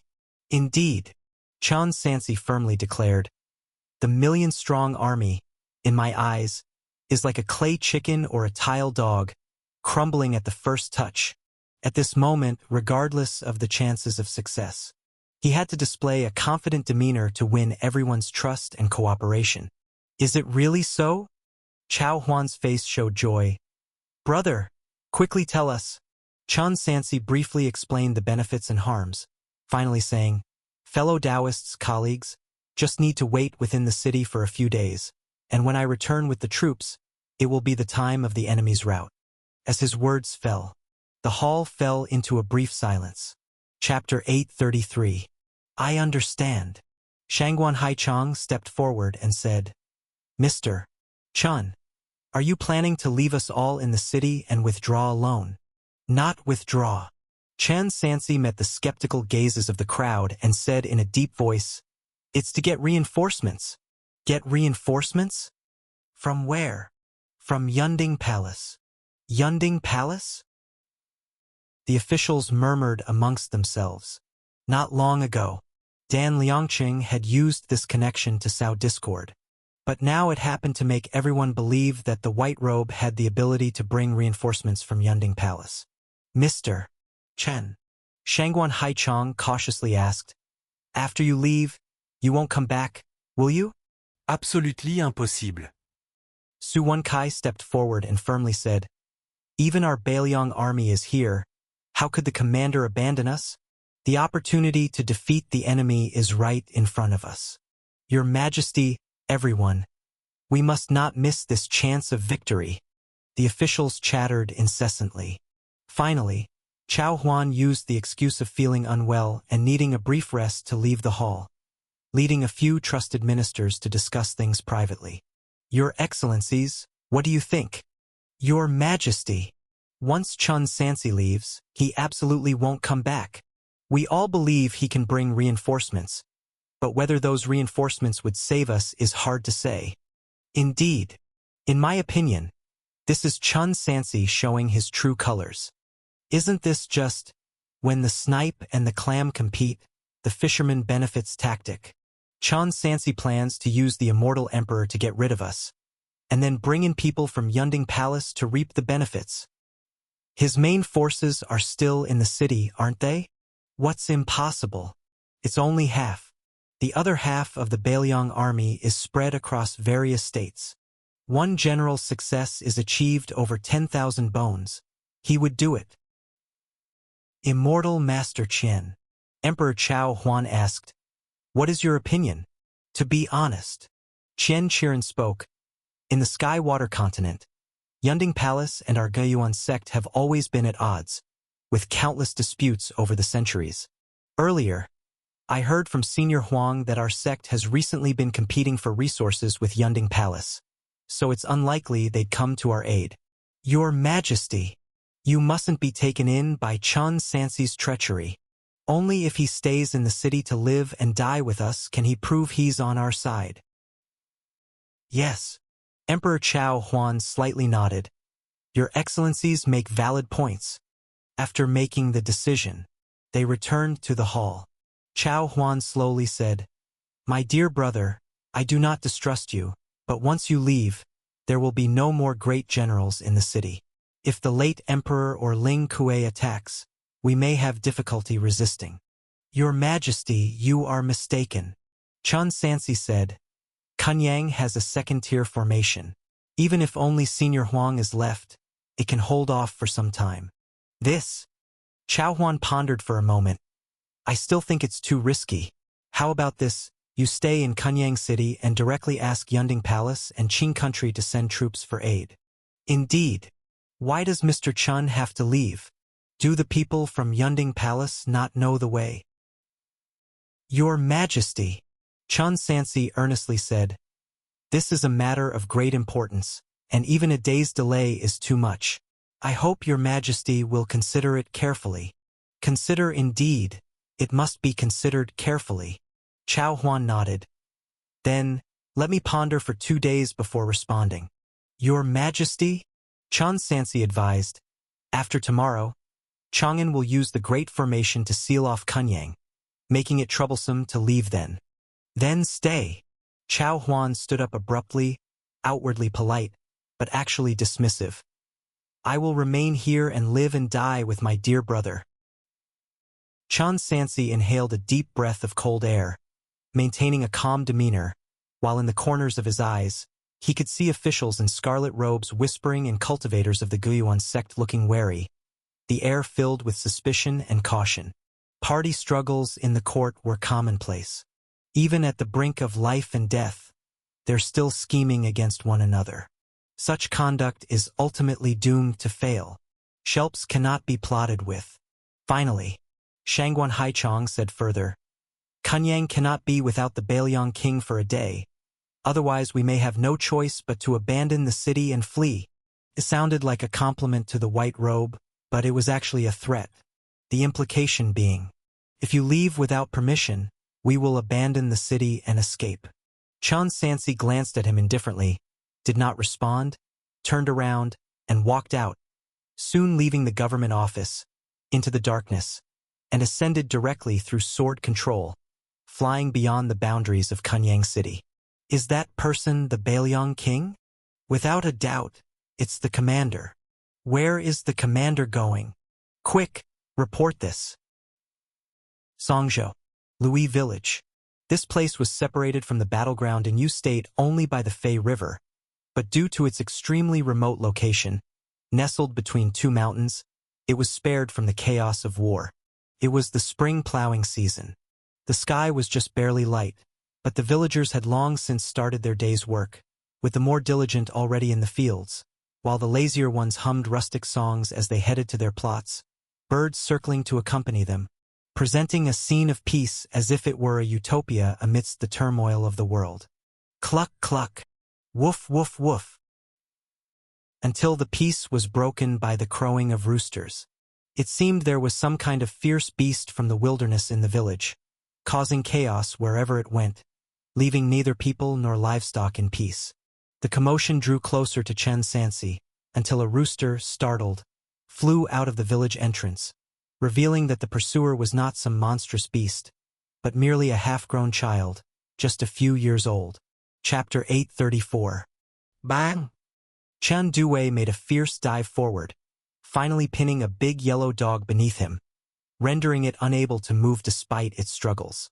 The golden beast cheered beside him, celebrating the victory. Suddenly, Chen Duwei felt as if a mountain had descended from the sky, blocking out the sunlight from the world, plunging everything into darkness. He slowly raised his head to see a familiar figure. Dad! In a panic, Chen Duwei loosened his grip, allowing the yellow dog to escape, howling as it fled. Take me to see your mother, Chen Sansi spoke. Soon after, the family gathered in a corner of the village within a fenced yard. General, dressed as a village woman, Ning Xiang spoke first. You came at the right time. Recently, cultivators from the Shangyun sect have been searching the nearby villages one by one. It won't be long before they find us. We can't stay here any longer. In a remote village, the sudden arrival of so many outsiders couldn't remain hidden forever, no matter how well concealed. Zhao Zhao had already packed their bags and asked seriously, Are we going to hide in the mountains again? No. Chun Sansi shook his head lightly, his voice somewhat deep. No more hiding. In fact, they really couldn't hide anymore. Ling Kuei, that scoundrel, was clearly determined to kill his family to avenge the Ling family. Even if they dug 3 feet under to hide in a tunnel, they would be found by cultivators. Here, Chun Sansi looked down at his eldest son. You said earlier that you were very brave? Nobility isn't brave, but I am. Chun Duwei repeated the words he had said before. Good. Then let me see this time if you truly have courage. Inside Kunyang City. Your Majesty, Chun Sansi has escaped. Within the government office. Upon receiving the news, Shangguan Haichong hurriedly entered the hall to report. What? Upon hearing the news, everyone, including the rightful emperor, was taken aback. Damn it! Chen Qiren closed his eyes in anger. This man must have seen the unfavorable situation and went to seek refuge in Yunding Palace. What reinforcements? By leaving, he's certainly waiting for us to exhaust ourselves to reap the benefits. Withdraw, Your Majesty. Withdraw. Tonight at dusk, Chang'an will seal the city, and it will be too late if we don't move now. In the midst of panic, the rightful emperor ordered a retreat while personally leading civil and military officials to the city wall, preparing to announce the complete abandonment of the city. Senior Huang, Cui Zhichen said, please dismantle the formation and leave with us. In the current situation, only with the protection of a second-tier array master could they hope to retreat to other cities north of the Fei River. However, This process would inevitably result in heavy casualties. The soldiers were well aware, knowing they were destined to be abandoned. Additionally, the enemies outside occasionally shouting the countdown. The city was plunged into extreme panic. Some soldiers even lost their heads, stumbling over each other on the stairs to the city wall, showing signs of abandoning armor and being thrown into disarray. But at this moment, a booming voice echoed throughout Kunyang. You tens of thousands of men, anxious and listless all day, have no fighting spirit or courage. Are you even inferior to the women and children of my Chun family? A flying boat appeared above the city walls. A white robe stood tall against the wind. Behind him were 5 women, one dressed in a black and gold gown, dignified and graceful, another in red, valiantly swaggering, the remaining 3 each unique in their own way. Though the 5 were women, none showed fear as they set foot on the battlefield. Furthermore, a 4-year-old child jumped off the flying boat and began selecting weapons on the city wall. Everyone, Sun Li's cold voice sounded. Our entire Qin family is here, swearing to live and die with Kunyang City. Chapter 835 Breakthrough to the Middle Stage. The sudden appearance of the women and children startled the soldiers inside the city. The entire Qin family? These people, are they the family members of Chun Sansi? But wasn't there a rumor earlier in the city that Chun Sansi was collaborating with Yunding Palace and was a spy from Qin country? Why would he bring his whole family to Kunyang? Brothers! Standing on the city wall, Chun Sansi's voice was as resonant as a great bell in the night. At this point, where is the retreat? Nothing but death or victory awaits. Even if we abandon the city and escape, how many will actually make it across the river alive? Why not stay and fight to the death? Brothers, you only need to hold on for a few days. And I, Chen, can bring reinforcements to utterly defeat the enemy army. Today, I, Chun Sansi, leave my wife, children, and the entire Qin family within the city to show my determination. If the city falls and lives are lost, let the Chun family perish first, then my Sun family disciples, will it be enough? Such impassioned words made the soldiers feel deeply ashamed. Of course, this referred to the orthodox ranks. As for the Bailiang army, even if Chun Sansi explained nothing, merely his prestige was enough to make the brothers hold fast and not retreat. The trust and rapport have long surpassed any army in the past 1,000 years. But not for the orthodox ranks. They came from various garrisons, sects, families, and even pacified rebel armies, inherently mixed, so their unity was naturally lacking. Especially as the leader is the Bailiang king, in charge of the army across the land, making them feel they could be abandoned at any moment. The constant unease was due to this reason. Moreover, the Orthodox emperor and high-ranking officials, escaping under the cultivator's lead without caring for their lives, only made this sentiment spread like a plague. Therefore, earlier, they were only concerned with fleeing and believing the rumors that the White Robe was from Qin country. But now, White Robe leaving his wife behind in the city, doesn't that explain everything? The entire family, along with the whole sect, what resolve, what determination? If the commander can do this, what face do they have to talk about retreat? Moreover, up to now, the soldiers of the orthodox ranks gradually came to realization. Even if they retreat, how many would survive? Leaving Kunyang, the rear is Fei River. If the court's troops catch up and attack halfway, barely 1 in 10 would survive. Yet the Orthodox emperor and high officials could escape flawlessly with the cultivator's help. At this point, the soldiers under the Orthodox ranks finally understood why from the start of the Fei River battle until now, the Bailiang army brothers never uttered a word of complaint. They truly have a commander, who sees not only his troops as pieces but is willing to live and die together. With such a commander, who wouldn't be willing to entrust their life into his hands? Chun Dashuai, a subgeneral under the Orthodox ranks, with a tone changing from hesitant to resolute. I am willing to live and die with Kunyang. I am willing to stay. I am willing to face death. Damn Chong'an doesn't let us live. Then let's fight them. Fight! We will stay in Kunyang City and wait for Chen Dashui. Running means death.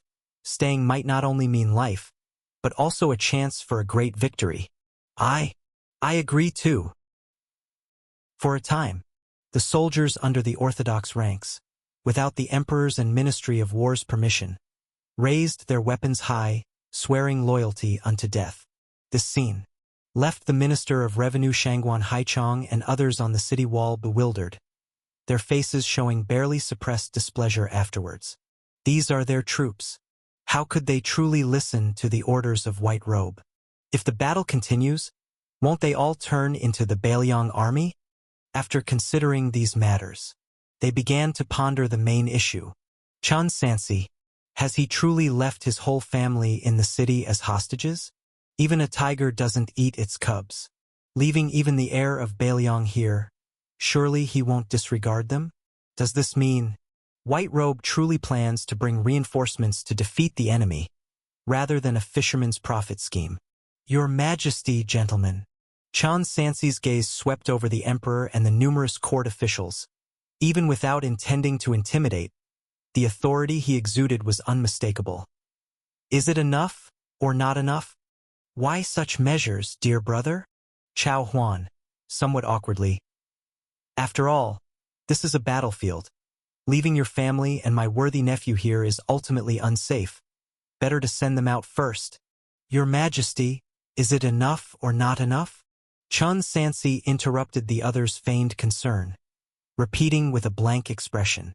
Such words. I have never doubted you, dear brother. Chao Huan spoke righteously. It's just that Kunyang cannot go a day without you. However, since you insist on leaving the city, I naturally won't stop you. Gentlemen, what do you think? Hee. Shangguan Haichong said, we dare not oppose. This old minister is willing to trust the Bailiang king. I am willing to stay. They also understood that, at this point, retreat would cause significant losses, their previous concern only being about possible exploitation. Since White Robe is willing to leave his wife as a hostage, it may be worth a try. Finally, it came down to the cultivators of Guiyuan sect. Cooperating with Yunding Palace, it's really. Chen Qiren appeared troubled. The two sects never got along. How could they collaborate over the Mang Mountain ancestor vein issue? If successful, more trouble would follow. Allow this old man to boldly interject. Huang Laojiu cautiously said, our sect indeed doesn't get along with Yunding Palace, but even if we quarreled later, it's better than abandoning the city. Do you all agree? Chapter 836. Right now, is truly a desperate measure. The cultivators of Guiyuan sect had no choice but to agree. But Taoist Chen, Huang Laojiu reminded, I don't have many spirit stones left. You must be quick. Certainly. The matter was finally settled. Chen Sansi sent his family here, out of necessity and also determination. Given the current situation, Ling Kuei was determined to kill his entire family. Staying within Kunyang City was actually the safest place. Since the day he picked up the bow and arrow, there had never been a way out. Master, Su Wenkai asked quietly, there might be spies inside the city. The news of you going out to seek reinforcements might soon reach the court's ears. Shouldn't we delay the leak somehow? No. Chen Sansi interrupted. We want them to know. Understood. Su Wenkai immediately got the hint and began instructing his subordinates. Wait for me to come back for you all. After a brief farewell with his family, Chen Sansi turned to face all the soldiers and said firmly, I entrust you all with my life, and I surely will not let you down. After speaking, he then ventured off alone, taking advantage of Kunyang City not yet being completely encircled by the formation. He vanished into the sky, soon out of sight. The next day at dusk, after the court's final ultimatum ended, they indeed showed no mercy. Since you traitors seek death with all your heart, then the court shall grant you that wish. Accompanied by Dan Liangqing's mystic jade golden bamboos wave, several heavenly pillars descended from the sky, absorbing the earth's yellow essence and launched a thick earth formation, forming layers of earthy yellow barriers enclosing the entire Kunyang City. sealing it completely. Immediately, the imperial army commenced their final fierce assault. The thick earth barrier was a one-way defense. The defending troops inside the city couldn't leave, but the forces outside could continuously attack, meaning the fall of the city and its people was only a matter of time. With the Bailiang king absent, Kunyang City could only maintain the full power of the mysterious armor Xuanfeng formation constantly, and with internal spies leaks, the anomaly was quickly picked up by the court. "Father!" Prince Qin hurriedly entered the central army tent. "Father, something terrible has happened. Chen Sansi has escaped." On hearing this, everyone inside the tent was shocked.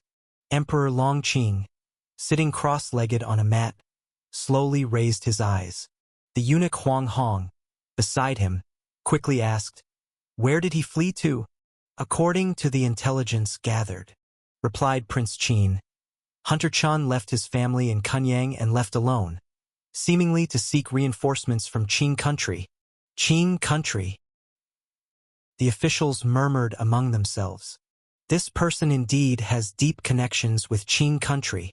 Seems they fabricated the rebellion with King Jin too. What should be done? Immortal masters, Prince Qi urged hastily. Why not quickly pursue him? No need to chase. Dan Liangcheng rejected. Mountains are high.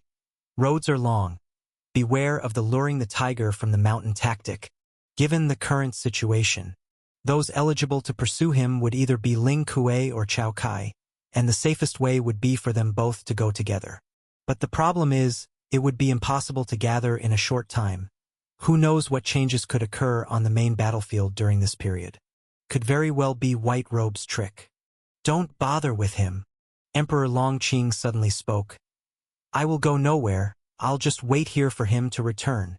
Leaving his wife in the city means this person will definitely come back. Your Majesty, wise decision. Instruct the soldiers below to attack the city day and night, without cease. Dan Liangchang commanded.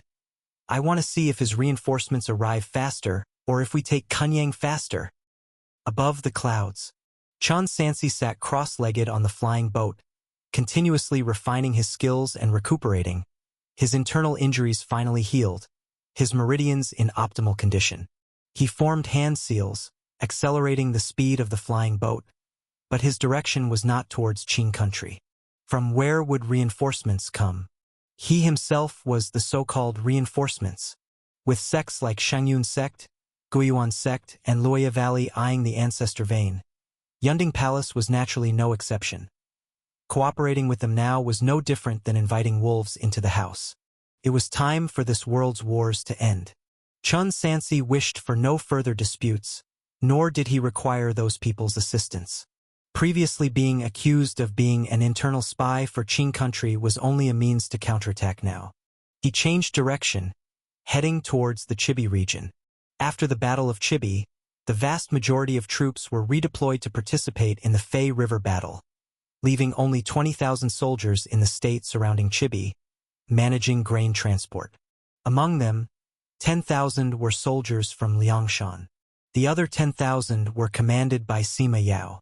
These 20,000 soldiers were the last of the legitimate court's forces available to swiftly deploy to the Fei River. This humble general greets the Bailiang king. Upon seeing the airborne visitor from atop the city wall, Sima Yao immediately saluted respectfully. Upon being notified, Dan Chuanyu also hurried over in a fluster. Chen Dashui, please accept my bow. He performed a grand gesture as he spoke. After the Battle of Chibi, Dan Chuanyu only learned from Zhang Shun that Hero Zhang was Chen Dashui, and Chen Dashui was Hero Zhang. Unfortunately, due to busy military duties, he only had the chance today to express his gratitude in person for the previous life-saving grace. Sima Yao, Dan Chuanyu. Chen Sansi spoke without delay. Gather all the troops immediately. Depart for Bagong Mountain at dawn tomorrow. All of them. Dan Chuanyu respectfully inquired. Won't the local city be defended? If we fail at the Fei River. Chen Sansi paused. There is no use defending. Understood. Both immediately went to mobilize the troops. Brother Sure. Zhang Shun climbed the city wall with a fishing spear. Fong Qingyun. Mr. Fong heard you're here and wants to meet you. Senior brother is here? Chapter 837. Chen Sansi knew. Ever since the uprising in Liangzhou, his senior brother's health had not been good, which is why he did not participate in the subsequent battles. After Chibi, he came from Yulon Prefecture to this area to manage affairs. Speaking of it, since they parted ways in Liangzhou, they had only met once in Yulon Prefecture in the past 2 to 3 years. Zhang Shun led the way. Chen Sansi soon arrived at the government office. Before entering, he heard the sound of a melancholy flute in the courtyard. Fong Qingyun, draped in a green mountain gown, was sitting in a wheelchair, playing a somewhat sorrowful tune. His white robe crossed the threshold just as the melody ended. Junior brother, cough, cough, cough. He had just started speaking when he began coughing violently. Chen Sansi said with some worry, Senior brother, after this battle is over, I will head to the Sky-Water continent to look around. The cultivation world is full of wonders. Surely there is a spirit pill that can cure your old ailments. Wood revived is a task only true immortals can manage. Fong Qingyun, panting, raised his hand and said, Could it be reached by a qi refinement cultivator like you? Well, one can't be too sure. Chen Sansi said resolutely, It's worth a try. Let's not talk about this. Once calmed, Fong Qingyun reached into his sleeve and took out a slip of paper. In recent days, some cultivators from Yunding Palace have arrived. They wish to participate in the battle, on the condition of gaining control over the Mang Mountain ancestor vein. On your behalf, I made the decision to refuse them. Those people were displeased, but perhaps considering your wife's sister, they didn't say much. Instead, they left a piece of crucial information. The content is regarding Guiyuan sect, and it's very bad news for us. Guiyuan sect? Chen Sansi received the slip, and after reading the contents, his gaze became increasingly profound. As expected, clever calculation. Hee. Fong Qingyun chuckled awkwardly and said, Indeed, Mantis stalks the cicada, unaware of the yellow sparrow behind. Junior brother, what do you plan to do? Do what must be done. Chen Sansi took a deep breath. At least until the battle ends, Guiyuan sect remains our most faithful ally. Junior brother. Fong Qingyun changed his tone and asked, What are the odds of winning? No matter the odds. Chen Sansi said with determination, We must only win. And after the victory? Fong Qingyun asked, If the battle at Fei River is truly won, and everyone survives, what do you plan to do afterwards? Naturally, one must plan long-term. If one dies, then there's no need to think so much. So, only winning should be considered. Chen Sansi answered without hesitation. If Fei River is won and the world is at peace, I can fully devote myself to martial arts and the immortal path. Is it truly peaceful? Fong Qingyun slightly narrowed his eyes and questioned, Will this world still bear the surname Chao? Upon hearing these words, Chen Sansi's pupils trembled. He suddenly realized something. If he died in battle at Fei River, there would naturally be no aftermath. But if Fei River is won, in this land of Eastern continent, regardless of his cultivation or the combat prowess of his troops, he has already become the number one under heaven. Inadvertently, he had risen from a tiger-hunting mountain man in Yanbian Village, Payang County, to the pinnacle of this world step by step. If he truly desired the great position yearned by people under heaven, he might as well contend for it. Yet his heart was not set on it. Looking at the history, from ancient times to present, how many heroes and extraordinary figures have bent their backs for the great position? But I will not. Chen Sansi paused. Senior brother, maintaining peace under heaven does not necessarily require wearing a yellow robe. The same is in wearing coarse clothing. If there were no martial arts or immortal law in the world, some things indeed would need power to accomplish. Yet precisely, this world's power can be exerted on the individual. As long as he maintains the absolute peak level of cultivation, if he says not to plant the spiritual grain, then it cannot be planted. If he says peace, then it can be peace. Moreover, Chan Sansi added, Senior brother, don't forget Gayuan sect, the yellow sparrow behind. Now is not the time to consider the future. Indeed, there's another yellow sparrow. After a moment of reflection, Fong Qingyun seemed to make a certain decision, his eyes suddenly becoming sharp, and said softly, Suppose Senior brother helps you drive away the yellow sparrow. What then? Drive away the yellow sparrow? Chan Sansi jokingly said, If Senior brother can truly drive away the yellow sparrow, then you'd be the first cultivator in Tiannan. Interesting phrasing. Fong Qingyun suddenly laughed twice. Thank you for your concern today, Senior brother. Once I return to Fei River, I will certainly be more cautious. Chun Sansi spoke as he prepared to take his leave. Wait! Fong Qingyun called out to him. Junior brother, take me along. Chun Sansi hesitated somewhat. What? Fong Qingyun said angrily. You think I'm useless? Rest assured, I won't hold you back. Junior brother definitely doesn't mean that. Chun Sansi explained, I am concerned about senior brother's health. Are you really planning for me to sit in a wheelchair and fight the enemy? Fong Qingyun said, If not, then what's the problem? All right. Chun Sansi didn't refuse anymore. Senior brother can accompany me. After half a day of preparation. The next day at the hour of Mao, Sima Yao and Dan Chuanyu led 20,000 troops via waterway, heading towards Fei River as quickly as possible. Meanwhile, Chun Sansi calculated the journey and temporarily stayed at Chibi, relentlessly cultivating the dragon scripture. And without realizing it, 8 entire days had passed. During these 8 days, he neither ate nor drank, did not sleep nor rest. His eyes filled only with spear glints and flames, while inside him the Jingshin drove true power to its limits. On the 10th day, finally reaching the brink of breakthrough, in the courtyard, by the stream, a spiritual pearl floated in midair, constantly emanating spiritual energy, seemingly merging with the morning dew, and then pulled by a mystical force, forming a white vortex within the fog so thick that you couldn't see your hand. Chapter 838. At the end of the vortex stood a tall figure, white robe and black hair, training in martial arts. With each breath, he absorbed all of nature's spiritual energy into his body, his arms slowly advancing, practicing a set of fist techniques that seemed slow, but the sound of breaking through the air was continuous, space twisted, and a fire dragon spiraled around. It wasn't slow movements, rather the complete opposite.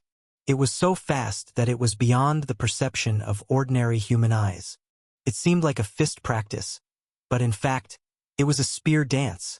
The fire-breathing technique precisely retained the spiritual energy within the body, and the consummate cultivation technique coordinated the meridian cycle, circulating spiritual energy throughout the limbs and body, nourishing one shrine of Jingshun after another. The upper 8 scenic gods had already been opened. The central 8 scenic gods had opened 7, leaving only the last shrine of Jingshun, which appeared dim and dull amidst the brilliance, as no amount of spiritual power could awaken it. Chan Sansi even felt the illusion that his Longdan bright silver spear, being continuously tempered by the fire element true power day and night, was almost melting, yet he was unable to connect with the central shrine. Thus, he grew increasingly agitated, wielding the long spear faster and faster, until at a certain critical point, the meridians within his body began to pulsate wildly, and the fire element true power rampaged uncontrollably. Junior brother, don't rush. Master told me that while practicing the gold element breathing method, which focuses on killing, it should also carry softness within its hardness. Similarly, when practicing the fire breathing technique, it should be spear like a burning sky dragon, heart as calm as a cold pool, to achieve the balance of yin and yang, encompassing heaven and earth. A bright voice from his senior brother came to his ears. Chun Sansi suddenly woke up, hurriedly halted his cultivation, and planted his long spear into the ground. Yet the heat of his breath withered a tree before him. Haste makes waste. He was eager for success, almost leading to a chi deviation.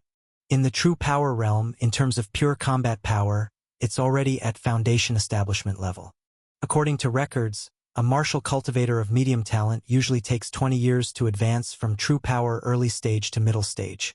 Even an excellent cultivator takes a dozen years. Even the best genius requires around 5 years. Yet Chun Sansi accomplished it in just 2.5 years. This speed had already defied common logic. He could not afford to be more rushed. A few days remain. Chun Sansi took a deep breath to calm his heartbeat, and after resting for several hours, he picked up his long spear again, silently reciting his senior brother's interpretation of the master's teachings. Spear like a burning sky dragon, heart as calm as a cold pool. He slowly maneuvered his true power, prepared to postpone the breakthrough by several days. But just at this moment, Chun Sansi felt that the upper and central shrines of Jing Shun within his body seemed to be sensing each other, and his meridians became incredibly smooth. The shrine of Jing Yuan glowed, one after another. Brain god, named Zhu Yuanzi, wearing white. Hair god, tongue god, right kidney god, following each other closely. In the upper left of Chun Sansi's abdomen, golden auspicious light flickered, until it enveloped the entire world, causing all the trees to shine as if heavenly light descended. Finally, the last shrine among the central 8 scenic gods slowly awakened. Spleen god, named Bao Yuan Quan, styled Dao Qian, 7 inches and 3 fin long, in pure yellow. Breakthrough. True power middle stage. Cultivation technique. Dragon scripture. True power middle stage. Progress. 0/500. Utility. Exhaustion. Exhaustion. Burning sky fire exhausts everything. In the course of combat, it can continuously burn the opponent's mana, true power, until it turns to wax ashes, completely depleted. Chapter 839. Divine skills. Arrow Tao. All grass and trees are soldiers. Burnout. Chun Sansi quickly understood. The so-called burnout can be understood as true power having a special effect, capable of burning the opponent's mana and true power as if they were firewood, until it's completely consumed. This is nearly the same effect as the Nether River true power of the Skywaterling family.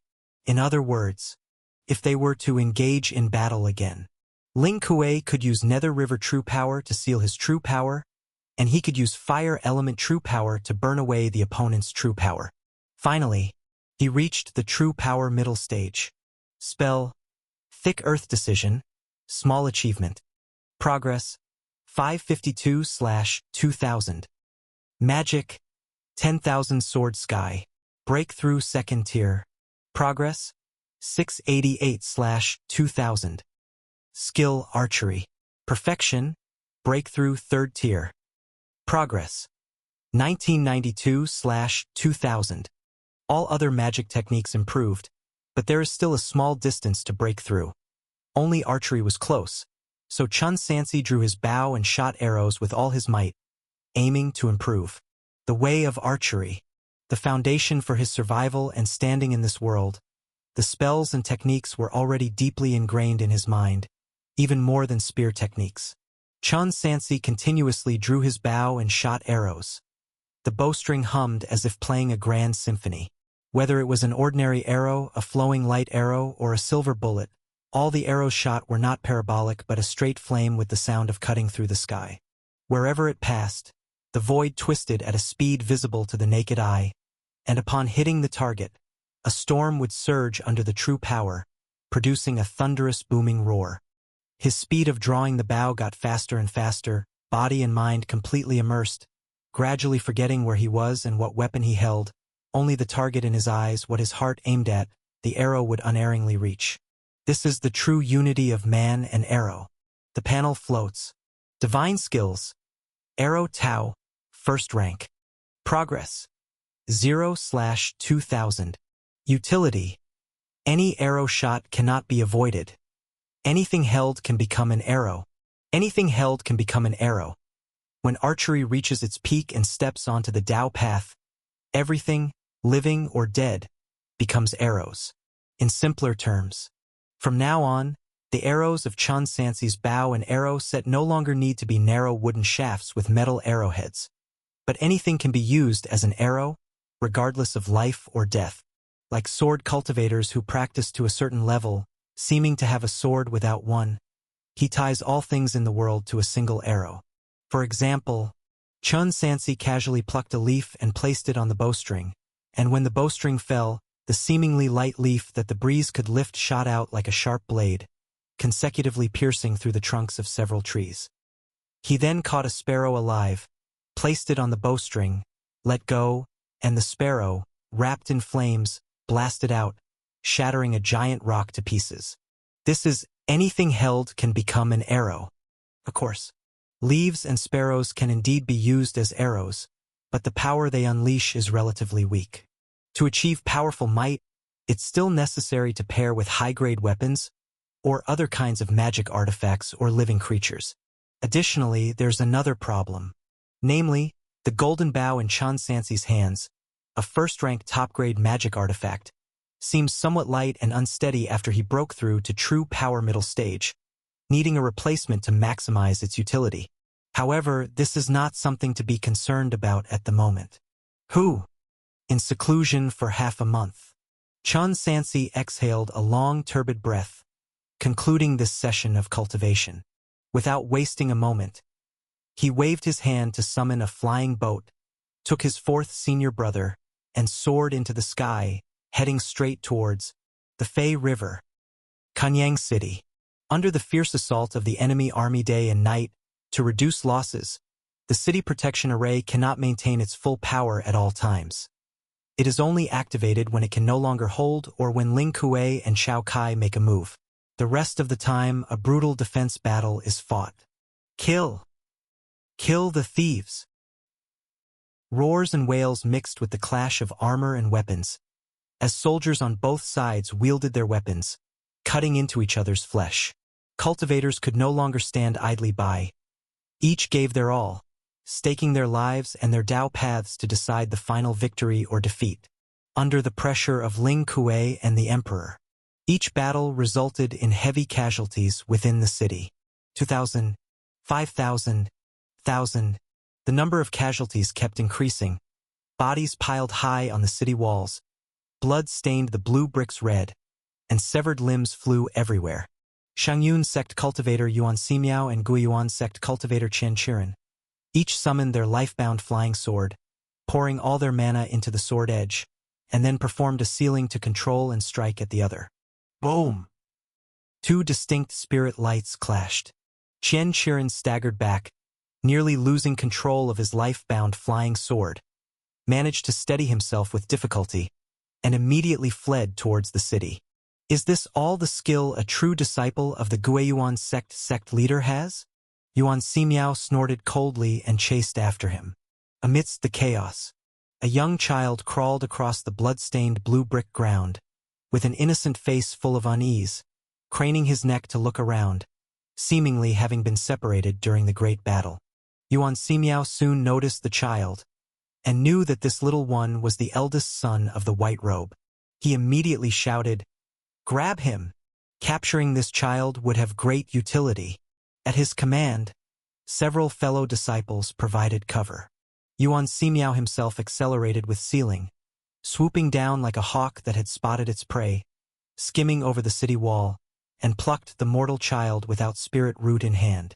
Mission accomplished, he immediately retraced his steps, noticing that the previously repelled Chen Qiren was chasing after him again.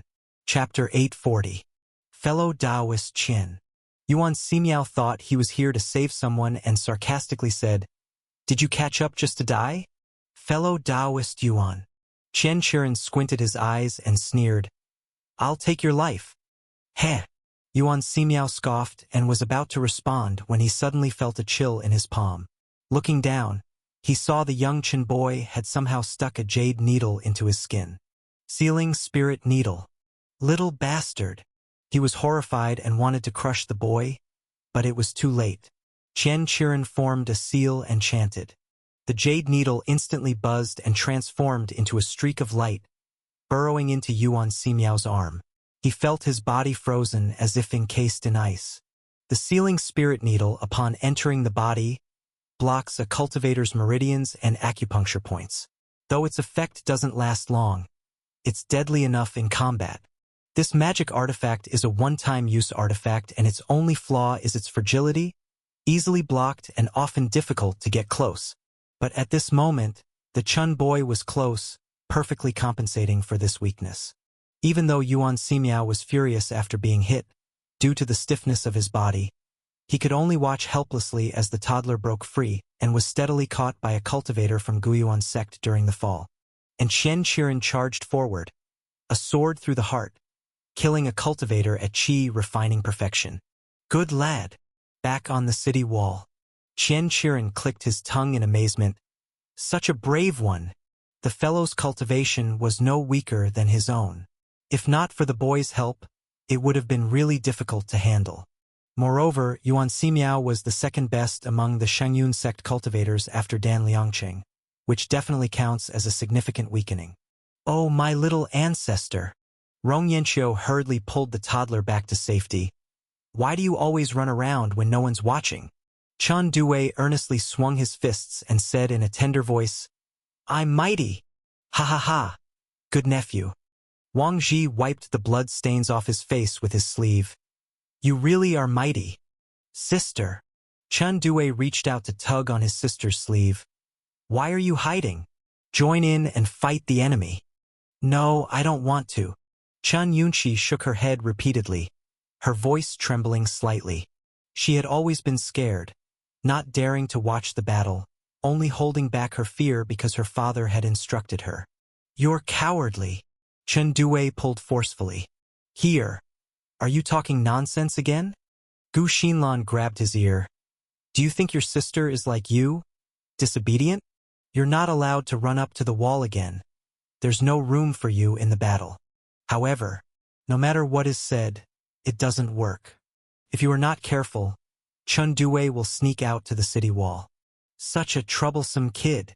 Wang Ji finally came up with an idea, brought over a Taisher chair for him to sit on, called him the overseer, and he finally settled down. But even a mere child, fearless of death, especially this being the princely heir of Liang Wang, indeed greatly boosts morale. After all, no one has the face to retreat in the presence of a child. This kid of Mr. Chan. Su Wenkai watched the young master and murmured to himself after calculating with fingers. Wise beyond his years, courageous, yet extremely ill-tempered, if not properly taught, he may cause great evil in the future. Conversely, if nurtured, he could become a great ruler. Truly a double-edged sword. However, Chun Due's maliciousness went unnoticed at this time. Everyone only saw the young master displaying courage and bravery beyond his age, greatly encouraging the soldiers of the Bailiang army. Ah, what does this mean? It means to have a son like Chun Due.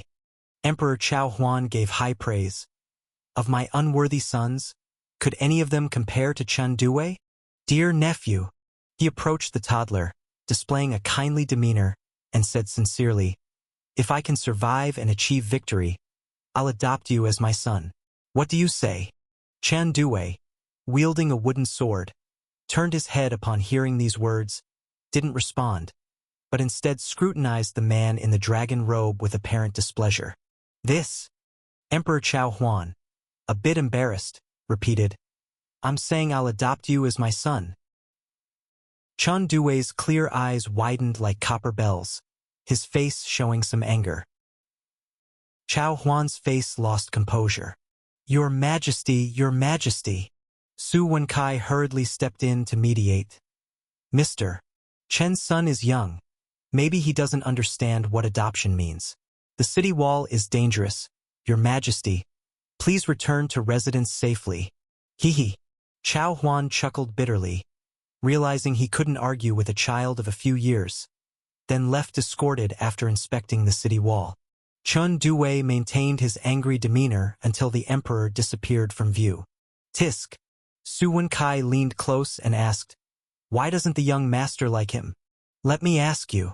Chun Due raised his chin. Is he the emperor? Su Wenkai thought for a moment. Sort of. Chun Due snorted angrily. He's the emperor, then what am I? Su Wenkai was momentarily stunned before realizing the young master was the Prince of Qing, Only when one's father is the emperor can one be a crown prince. Don't worry, young master.